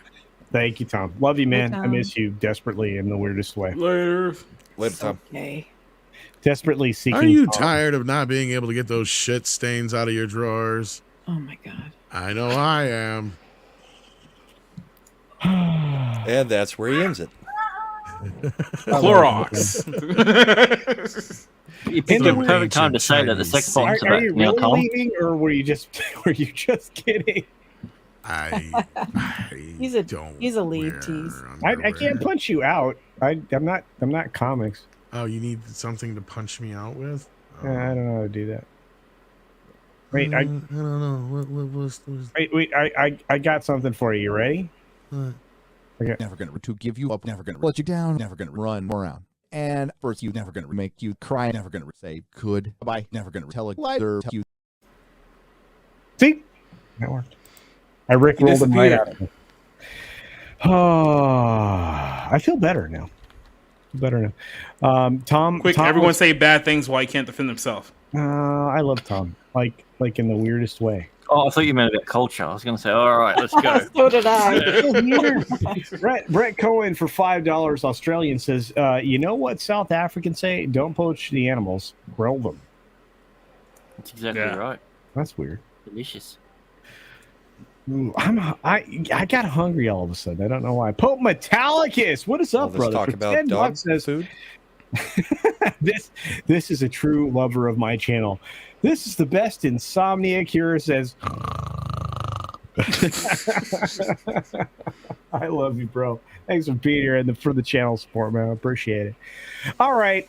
Tom wasn't wrong. We have to talk woke on forever. And I'm going to let Jacob take lead on this one because that gives us cover. And I'm a coward. Oh, racism. I said a racism. Why would that give you cover for? I said a racism. Mm-hmm. Again, shocker. Right. Wakanda Forever soared to $330 million at the global box office. Now, when they described the domestic box office, I was always under the impression that domestic meant, the United States of America, here homegrown. But they've been fudging those numbers recently by adding in Canada and Mexico recently and some other South American countries. Have you guys noticed that trend as well? So the North American box office? Yes. Yeah, so this is a little weird how they've been doing that, but yeah, people went out to go see this. Now, the numbers that I've saw on here showing that right now the pace that the film is on is slightly better than Thor 4: Love and Thunder, but still under Doctor Strange 2: Multiverse of Madness. So the second weekend of this film is really going to show exactly where this lies, because if you guys don't know by now, this is the second MCU film this year with a production budget of $250 million, which is the highest one that is not an Avengers movie in any way, shape, or form. So this is very expensive to make, and I have to believe they spent even more on marketing this film than Thor did, because I pretty much seen Black Panther stuff like everywhere. Like they've been commercials in Walmart, things of that nature. Like they're really going all in on the marketing side of this film. So in order for this film to make a profit, I think in their break even has to be somewhere between $750 to $800 million. So obviously $330 million.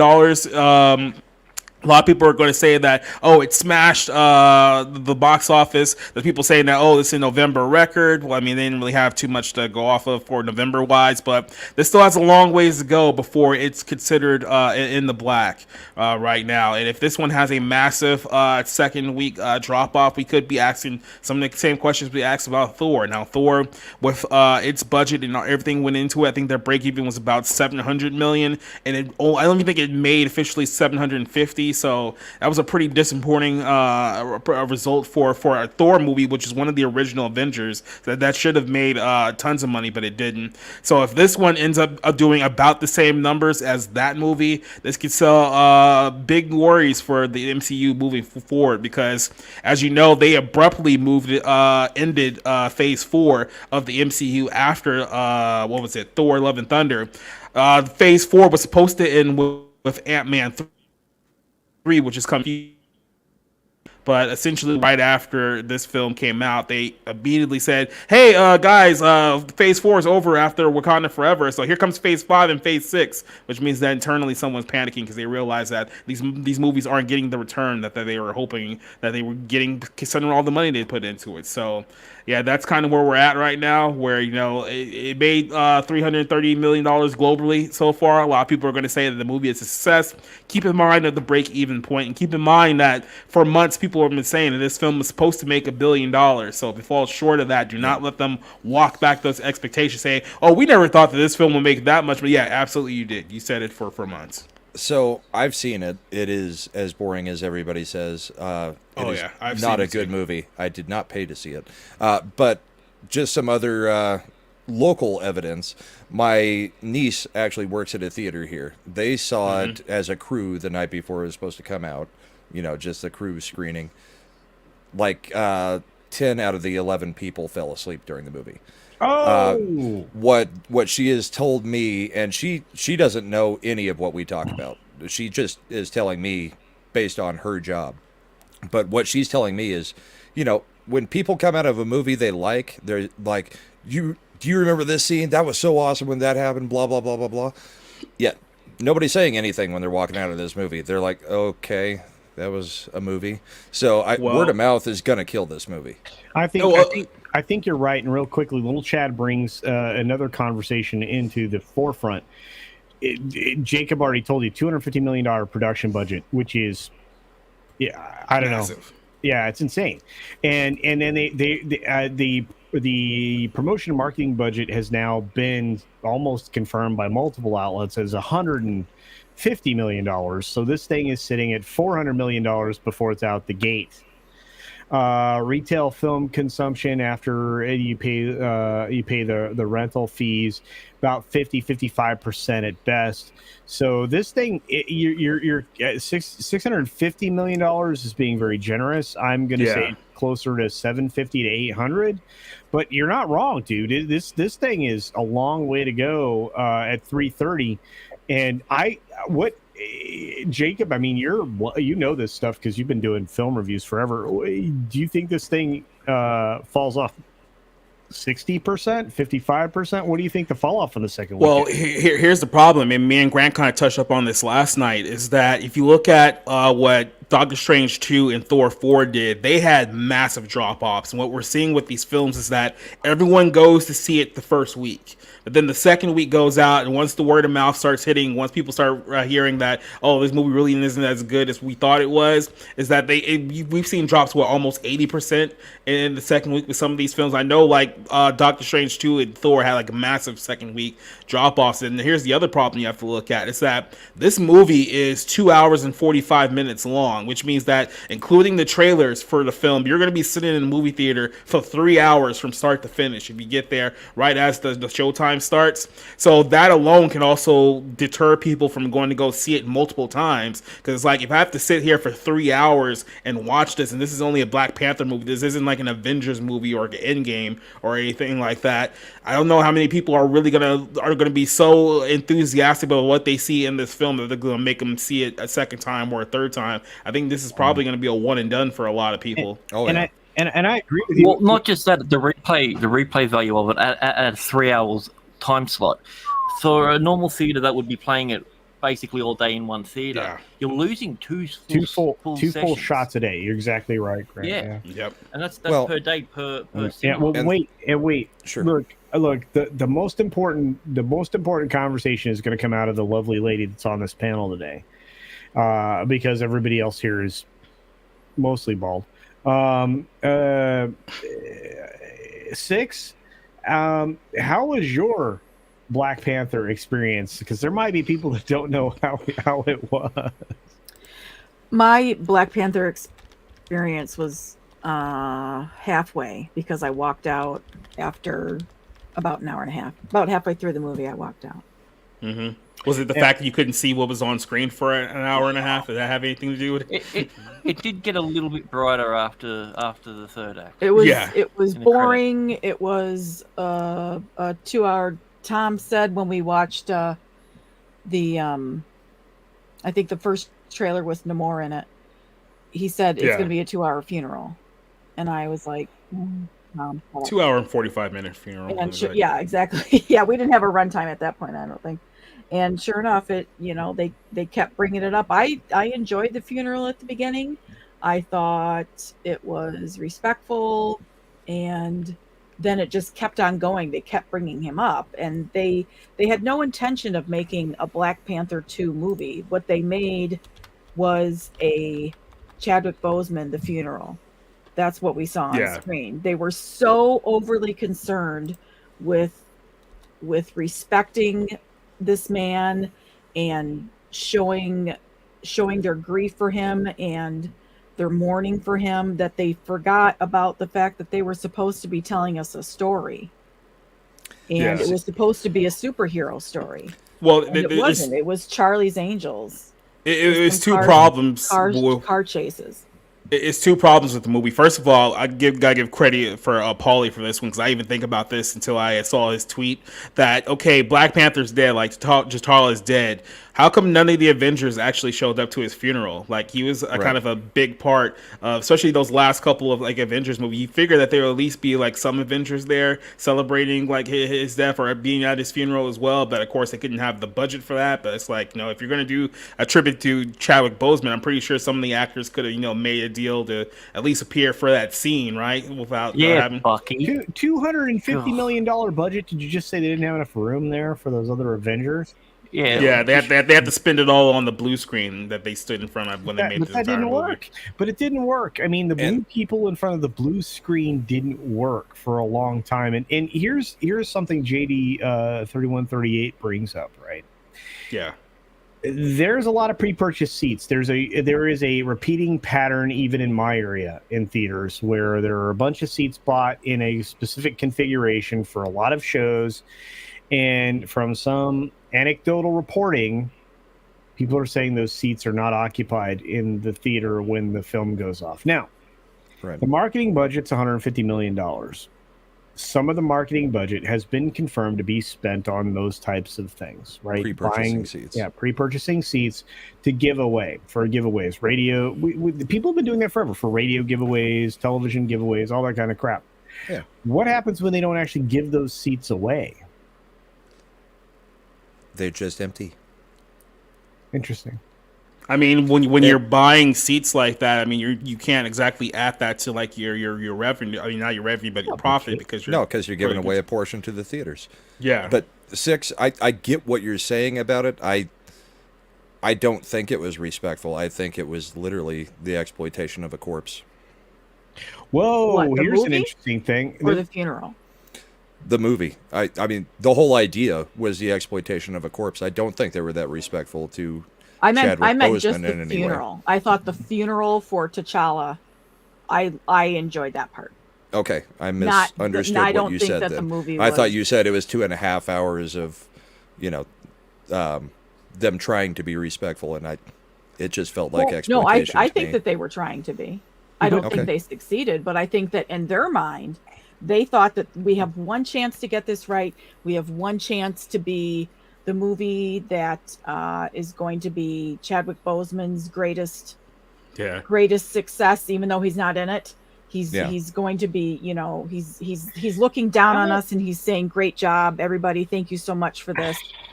We're dedicating this movie to him." And I think that in their eyes, they think that they just knocked it out. Like I said, I got what you were saying. That's not how it came off to me, but I get what you mean. Oh, I totally agree with you.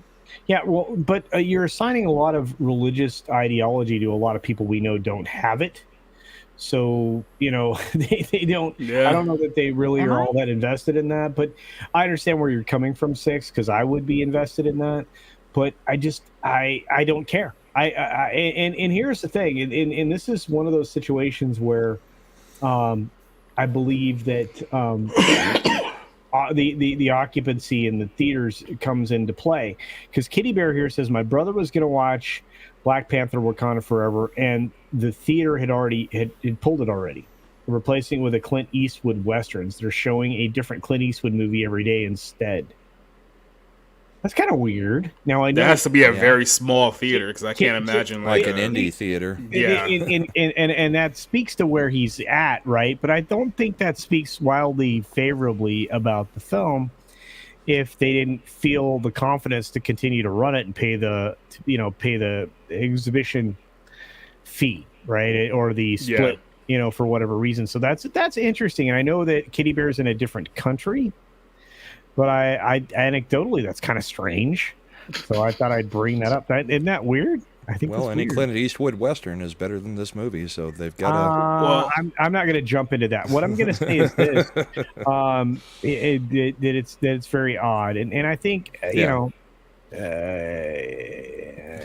could be looking up. Yeah, I feel like I don't think that's true. I think Chadwick Boseman was an exemplary human being. He every anecdotal conversation about the man indicates that. His actions indicate that he was exemplary. I can't imagine being. He's pretty good at keeping secrets too. Look, he had to confide in certain people because he had to let them know these are the days I have to get treatment. I can't be available. Right. Yeah. You know, Well, here's the fundamental problem with the movie in of itself, and why I think they're gonna have a hard time selling this to the public, is that you're selling a Black Panther movie without Black Panther, really, because even though Shuri takes the mantle of Black Panther as they're in the film, she's not really Black Panther. And outside of that, you're putting a movie together with essentially the secondary, like, minor characters of the Wakanda universe. None of them are big enough or are talented enough to carry their own movie by themselves. And that brings up another question too. They spent $250 million on the production of this movie. There wasn't any like huge name stars in this film, so they couldn't have spent it on payroll. So where did that money go? Because you can't tell me they just put it on CGI, because like I said, in the first hour and a half of this film, there's a lot of stuff that's very, very hard to see because everything's just dark for no reason whatsoever. And they do that because they're essentially trying to hide. They saved on lighting. Lighting. And essentially they're doing that because they're trying to hide just how rough some of the special effects of the movies are. How you see it like towards the end, how some things doesn't look, let's just say, as real as they possibly should. So you're thinking to yourself, okay, where did all the money go in this film? Because like you don't have like a Chris Hemsworth or a Chris Evans or Robert Downey Jr. who will take up a massive amount of the payroll like other Marvel movies. So how did you even come up with this amount in the first place? Unless there was some trickery going on behind the scenes. I'm uncomfortable with this film for a lot of different reasons. Most of them being that the black people. No. Most of them being that there's another racism. They're exploiting the death of a person. You know, that essentially was the definition of a character. They're attributing his name to something, his character's name to something that didn't actually represent or reflect them in any way. You know, and there are various different versions of that within the chat from all of our incredible folks that are participating here tonight. But I that always makes me uncomfortable. Is the exploitation of someone's death? You know, it's. I mean, you know. It would, if this were to happen nowadays, would Sonny Bono be deified if you know he passed away, you know, and they could certainly use him in a film. Troll 3. As long as it's not like a skiing. But yeah, exactly, yeah, some like skiing film. But but you understand my point is there was no upside to making this. Had they recast the character, it would have been slightly better. But I still feel like, you know what, you can set this character on a shelf for a little while. There was no reason to make this film. Yeah. And somebody in the chat suggested that quite possibly had Chadwick still been alive, they would have tried to sideline him in a film in this sequel. And would it be beyond our imagination that could happen?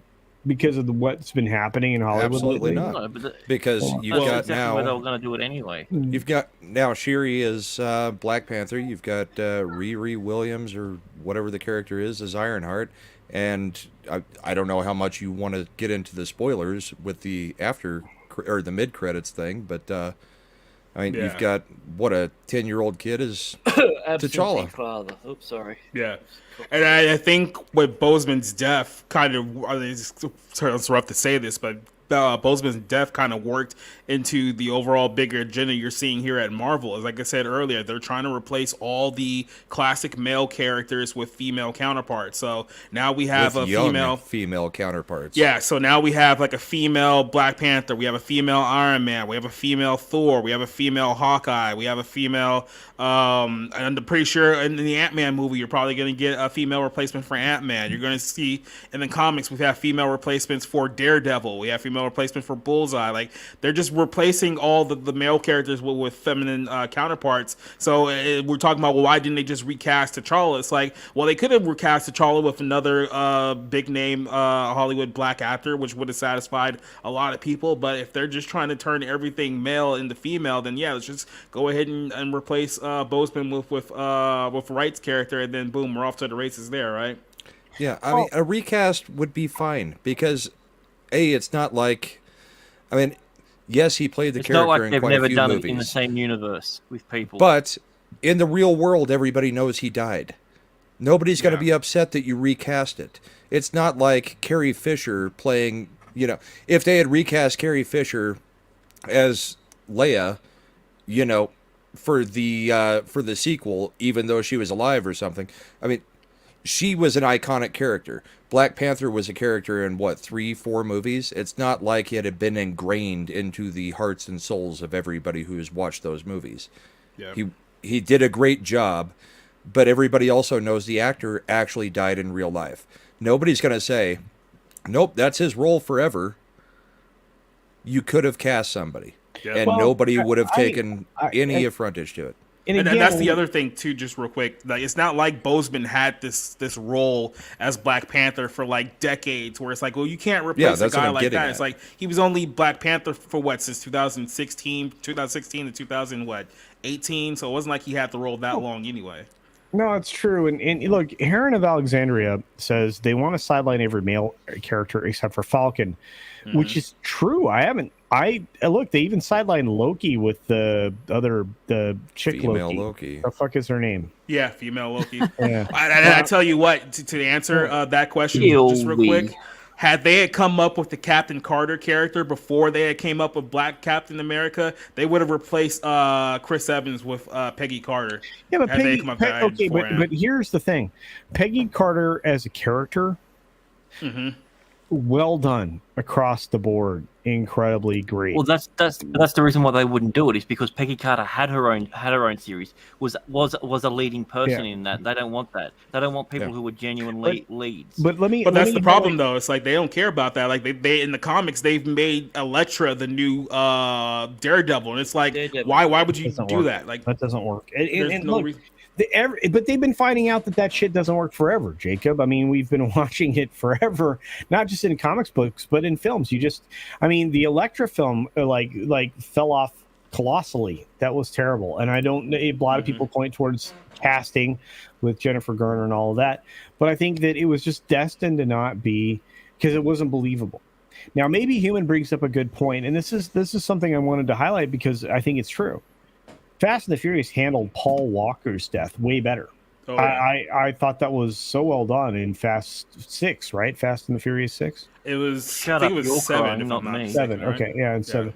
Yeah, they didn't kill him off. They let him retire in peace. They utilized his brother in some scenes, and then they did that final, race scene. Yeah. Right?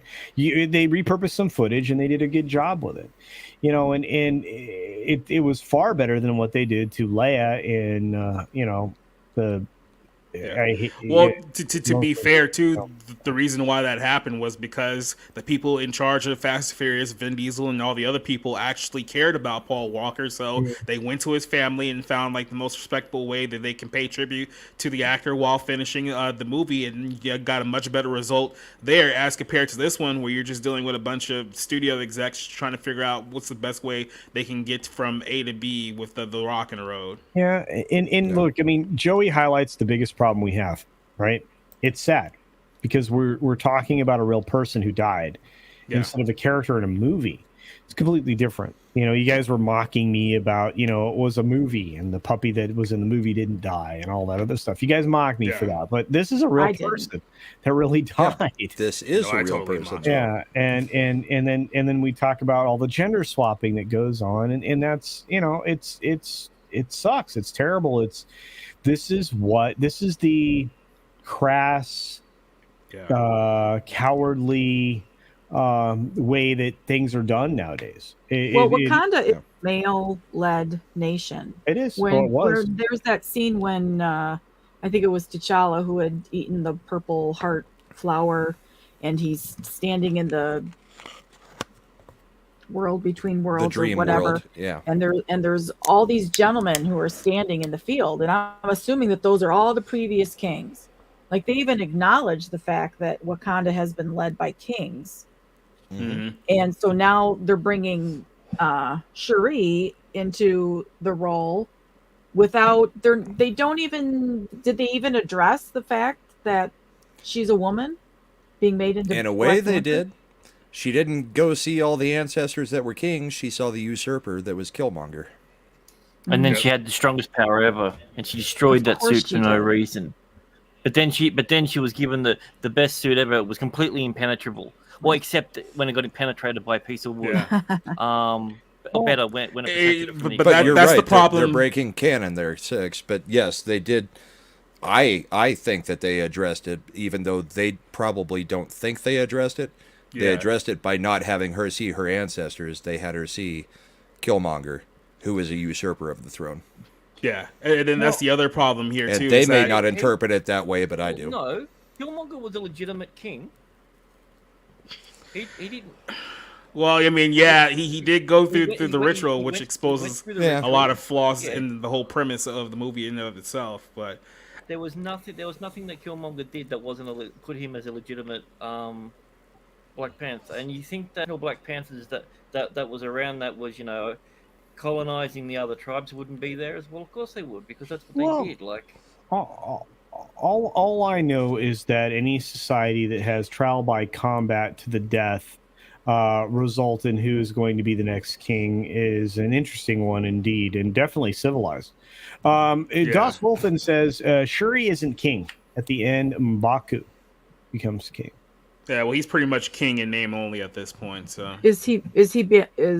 I thought that king was synonymous with the Black Panther role. Yeah, apparently not, because I guess because the Black no, Panther because and the king is the ruler. Sometimes they are the same, but not always. Okay. Because T'Challa was Black Panther when his dad was king. Yeah. Black Panther is the protector of Wakanda. The king is the king.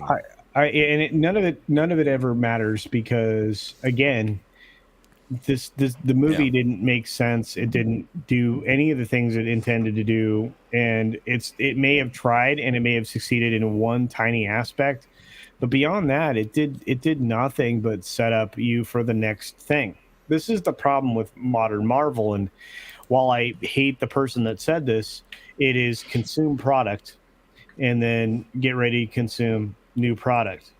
And I'm tired of supporting current thing and then supporting new current thing. I think that is a mentality of dead people at this point, people who are essentially no longer living because they are led along a primrose path. But with that being said, Pope Metallicus the first for $10 shoots this one.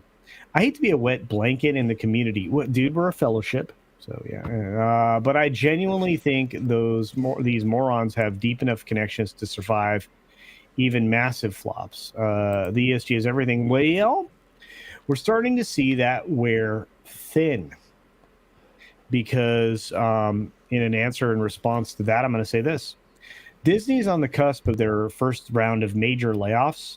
You may have seen this happening on the tech side. Media is about to go through it again. They've been going through it a couple of different phases, just not well publicized, because Comcast Universal went through 3 massive waves of layoffs. But you're about to see the entertainment industry start to dive into massive layoffs. And Disney, this is only an announced like round 1. Round 2 fight is coming soon, and it's going to involve some steep cuts in some of these segments where there's not a lot of profitability. So you're going to see it not just with Disney, but in other places. Warner Brothers is almost done with their bloodletting. The others haven't even begun. So that's my response to that. Do you guys have any thoughts on what I just said or care?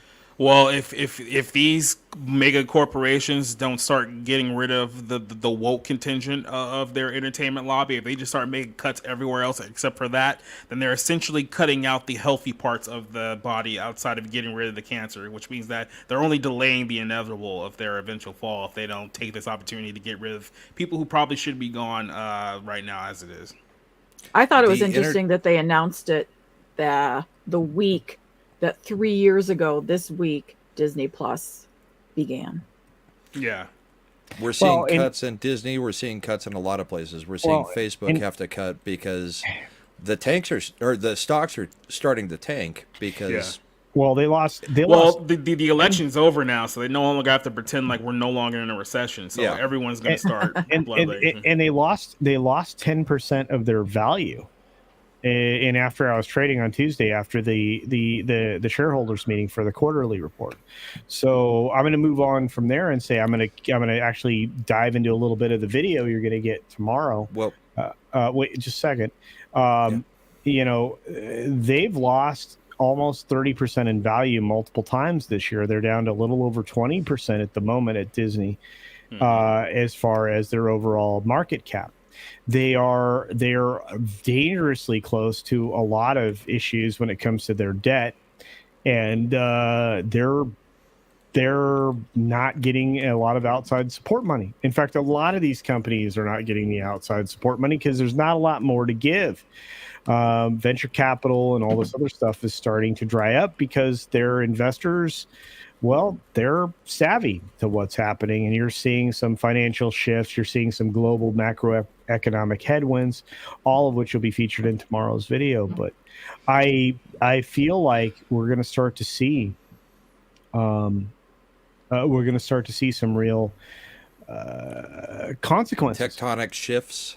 Yeah, I think you're going to start to see some real consequences. And again, that's just, what I call the observables, because they're out there for everyone to see when it comes to what's happening in the markets, et cetera, et cetera. But look, we gotta get close to wrapping up, and I want everybody's final thoughts on whatever their favorite subject was of the week, because we didn't get to a couple things we could have talked about. I want to start with the very lovely lady who I just always consider it a great pleasure when she shows up on my stream. She's always programmable. No, Six. Look at that. She has a great laugh, a great personality, and is a great person and a wonderful moderator. Six, tell everybody your final thoughts and promote whoever and whatever you want to. Young lady. My final thoughts are that this was the first time that I went into one of these type of movies, Marvel movies, science fiction, superhero, fantasy type of movie, and not anticipating being excited about it. I'm usually a glasses full, not just half full, but glasses full type of person when it comes to watching movies, and this is kind of like the final straw for me. I've never walked out of a movie before, and this was it was disappointing. I hate wasting my time, and that's why I finally just stood up and left, because I tell you what, real quick, the movie that almost broke me not too long ago was the latest Venom movie, Venom 2. When Venom is partying with the hippies in San Francisco, like 30 minutes into the movie, if I was not reviewing that movie, I would have walked out right at that point right there. So that one almost broke me. That's as close as I've gotten to walking out in quite some time. Well, with that, I think a lot of people are there. But not only did you waste your time, Six, you wasted money. How do you feel about that? The money wasting doesn't. It didn't help. That doesn't bother me. I was gonna super chat you $20 tonight, but instead I went to see Wakanda Forever. So really, it's your loss. So it should bother you, Culture. Yeah. In other words, you got robbed. Mostly though, just promote somebody or something or whatever. Midnight's Edge. Yeah. Midnight's Edge in the morning. I'll be backstage there tomorrow morning at noonish Eastern. Come watch. Culture will probably be there. I hope. Yeah, and I think I agree with Joey. Disney's normalizing the walkout protest. Yeah. Yeah, look, you're not the only person. There are 4 people, Six, that I've heard anecdotally that have told me they've walked out of this film this week. I'm like, holy shit. Well, I thought my movie started at 3, which means it started at 3:20 after the trailers. Yeah. And I was sitting there and I was wondering, I was like, oh, it's got to be 5 o'clock by now. So I pull out my cell phone and it was 10 minutes after 4. And I thought, oh my God, I'm never going to make it. It was just, time was dragging. It wasn't the kind of, I want to see a superhero movie with a bunch of dudes. Yeah, I know. Ladies like that. I mean, men are heroes. It has nothing to do with being sexually attracted to an actor or to a character. It's about the fact that superheroes have masculine attributes. They do. Yeah. And that's what I want to see in my And now you're going to see I those. love Wonder Woman. Yeah, you're going to see all those in the females. Yeah. So I don't know, because that's bullshit. Women are nurturers. That is the way. That is a biological. Not the ones in Black Panther. Based on your avatar, you were never supposed to see it this week anyway, Six. So Copper Indio has been a brand new member here on the channel. Thanks for joining us, my friend. Oh, and did you read all the memberships that were gifted that I posted? Yeah, there was. I didn't. We should do way that. back at the beginning. Chat. There was a massive amount of amazing giftedness. I just want to make sure you got it. And there was another member chat right here towards the end. Yeah. Did I mention all the gifted memberships? No, I didn't. No. I don't actually know who those are now. I suck. That 70s rock fan gave 5. Oh, thank you. That 70s rock fan. You know, I'm surprised he didn't join us tonight. I think he should be in our chat. I think I'm going to have to throw Culture under the bus. Hopefully he doesn't boot me first. And but Eric we K can gave 5. We can be backstage before Midnight's Edge in the morning, and I'll post a link with a story, and then Culture will start talking about that story, and then he'll post the same exact link, and I'm like, do you not see what I'm posting? He's, oh, I didn't see it. He'll post it right below my link. 6. I'm invisible. That's a for me. Like in there, it's like I come to you all by myself. Don't look into it. So I believe him. It's true. Did you get the other part, Culture? No. Eric K was the other 5. Oh, dude, and Eric you have K, a member chat as well. Eric K, love you very much, my friend. I appreciate you in the weirdest way. A good friend and just somebody who just makes my life shine. Das Wolfen was, I think, the other member chat there who says Keanu, Cavill, and Cruz are a few great stars. I agree with that. Mm-hmm. And the last member chat was from Newslad, one of the amazing legion of memers who I got to meet in person. This is true. And he says as a 4-month member says, now we have Shuri as the toughest Black Panther. Okay, then. Speaking of the toughest Black Panther, that was a terrible segue. Mr. Grant Gregory, tell people that you almost have a channel or something. Okay. Yeah, I have a channel again. So yeah, you can just at Mr. Grant Gregory. I've now got that handle back, which is good. I'm not any Bitcoin. Or anything like that. So if you get any messages from that, it's not from me, unless I give you my new promo code, which I'll talk about later. But yeah, everything's going good. Yeah, I'm happy. Want to thank everyone who helped me get onto YouTube, and that push really helped. Kick them into gear and everything. So really do appreciate that. And rest in peace, Anthony Rumble Johnson, taken at 38 years old. I mean, a few months older than me. That sucks. Holy cow. Yeah. Mm-hmm. That sucks. Oh, man. Wow. Dang. And there was an early stoppage. I don't care what anyone says. Early stoppage. Kathy just said I'm old and blind. What is wrong? I love all of you. And he's going through puberty again. Hey, Brett Cohen for Australian $2 says 6cc's beard comb over gets in the way of his brains. Brett is Australian, so he would know. My audience really loves me. There's great depth. Do they though? I can feel it. Speaking of feeling it, Jacob from Society Reviews, he's feeling it. He's got it going on. He's seen more movies than you have probably in your life just this year. What's going on? Yep, I think we're at 110 now for 2022 releases, and I've still got to catch up on a few. But so on the channel, Society Reviews, YouTube, tomorrow night we got a bunch of people who are going to be joining us for our Black Panther in-depth discussion. We're going to talk about the film in detail. Myself, Rob Motto, Orange Hat Reviews. I'm hoping we get Paulie on the show tomorrow. He hasn't answered back, but it'll be great to have him on to discuss the film. So yeah, it's going to be a good discussion. That's tomorrow night at 9 p.m. Eastern time. Tuesday night episode, I think this is 25 of the Barroom Pocket, 25 or 24. I've lost count, but we're somewhere on there. We're going to be talking about the big news stories of the week. Wednesday night, we're going to be talking about an old Disney Channel show for Retro Wave Reviews. We're going to be talking about the show So Weird that some of you guys may have remembered from the late 1990s. And then that's pretty much everything I got coming up there. I got some new reviews for Black Panther and Terrifier 2 on my site, societyreviews.com. And as far as Bounding in the Comic goes, I have the Black Panther review, and I'm also working on the ranking list of the top 30 MCU films to date. So with Black Panther, there's been 30 MCU films. I'm ranking them all from best to worst. So go check that out this week. You can yell at me that one of the movies that you liked didn't get higher, or one of the movies that you hated was higher than you expected it to be. So that's all coming up. So follow me all around there. Society Reviews, Bounding in the Comics. You'll see all my stuff everywhere. So. Well, I appreciate that, Jacob. And apparently I've been given, or the boss, I hope she didn't see that. I think she should wax you instead of shave. Ooh, that doesn't sound happy. Speaking of not sounding happy, Brahma, how's it going? Pretty good. Yeah, you guys can catch me. I've got a channel on here. I'm also going to put my Rumble channel in the chat, because I would appreciate it if you would go over there. Me and That 70s Rock Fan have started a Saturday night show. It is on my Rumble channel, and it is on 70s YouTube channel.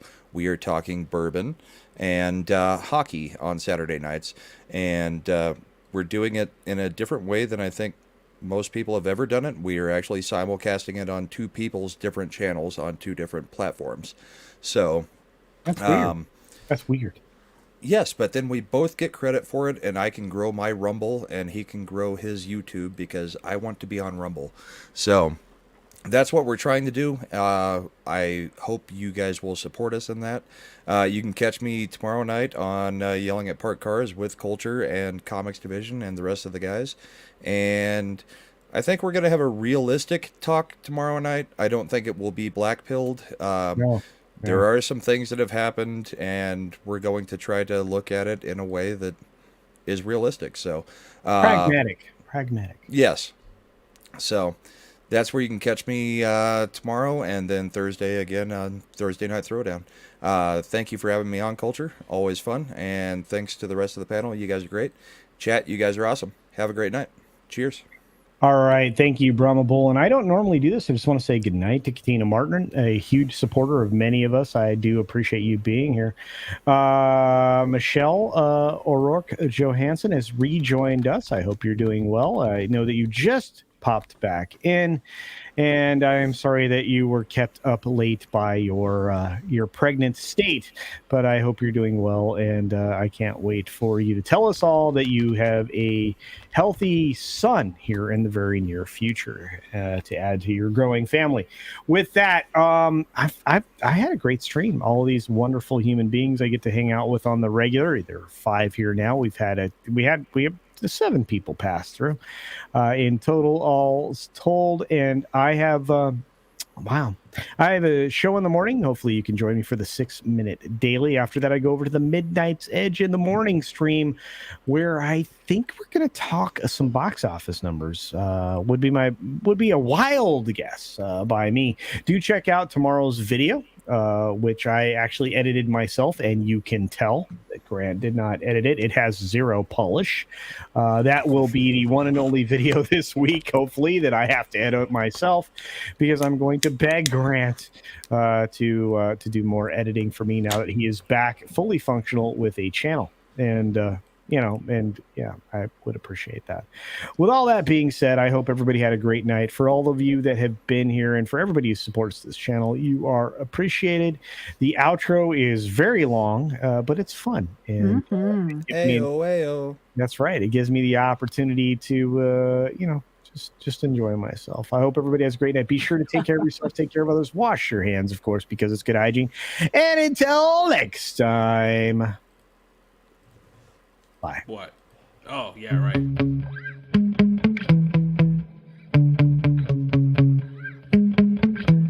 Yeah.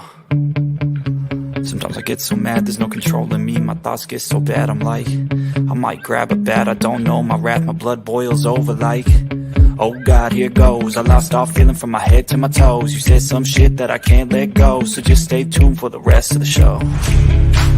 So have you ever felt betrayed? Switches how you see things, realize something needs change.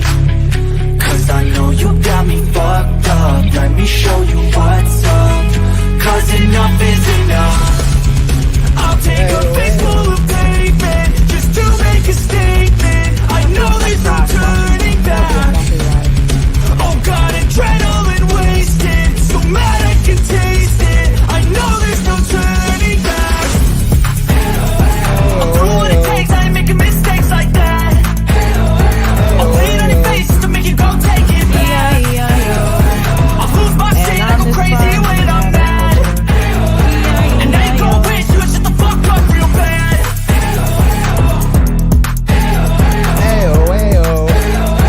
And now that I'm gone, I know there's no turning back.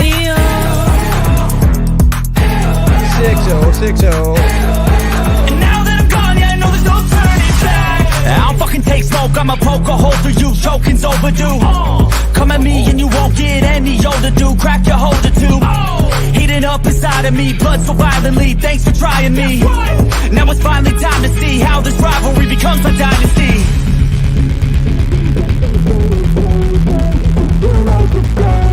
I know there's no turning back. Oh God, adrenaline wasted, so mad I can taste it. I know there's no turning back. I'll do what it takes, I ain't making mistakes like that. I'll lay it on your face to make you go take it back. I'll cream on your face.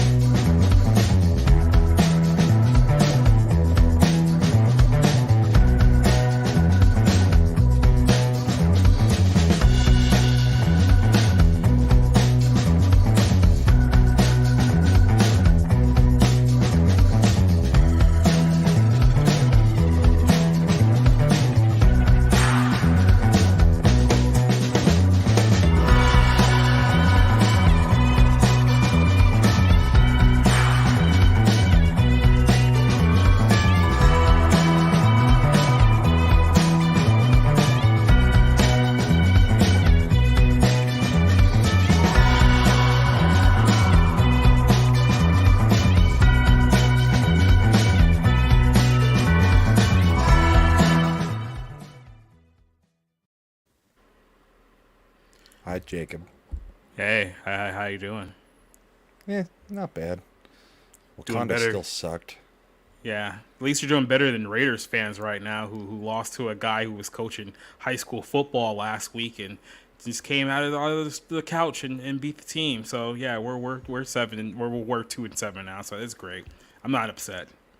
Yeah, and Mad Mardigan's Dallas Cowboys lost in overtime. Threw away a game. That makes me happy. Have you ever had a dream that you want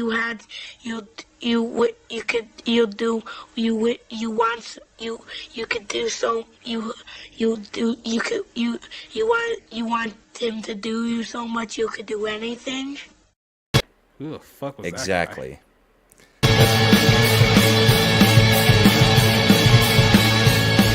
Neighbors bothering you with their loud music? You know who else in there? Your boss or coworker harassing you? Wait, what? Who said that? Maybe you have a roommate who cries in their sleep. Bully Mays here with a solution that proves every problem has a mortality rate. Introducing Shank Crate, your all-in-one monthly subscription box that can take care of those in-your-face issues. Each box contains new and unique materials for you to build your very own custom shank. Oh my gosh. And for your protection, the contents of each box are totally secret until you receive it. And not only does it create solutions, it also serves as a creative outlet, like an adult form of Lego. Oh, yeah. Right? That is a literal knife's edge. Maybe you, like some of our other customers, have questions. Can I bring it to school? Who's ever heard of a pencil not being allowed at school? Can you store it in a pocket? Absolutely. What if you don't, have any pockets? Your discretion.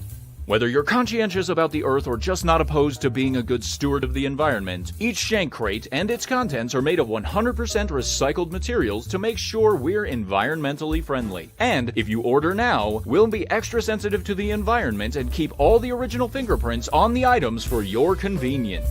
All for the low cost of $19.99 a month. Call 626-831-9333 to get your Shank Crate today.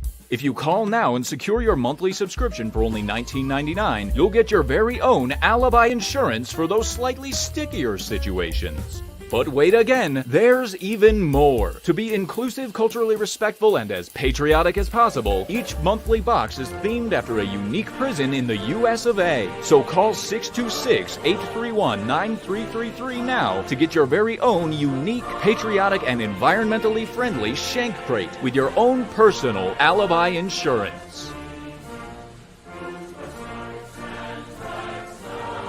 Legal fee so separately. Why, hello there, random citizen. Oh, hey there, little buddy. How's it going? Have you subscribed to Culture Casino yet? Well, no. Friggin' A. Oh! These guys, I tell ya. Oh! Dang it, I missed.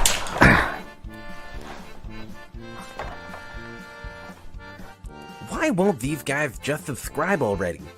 That hurt.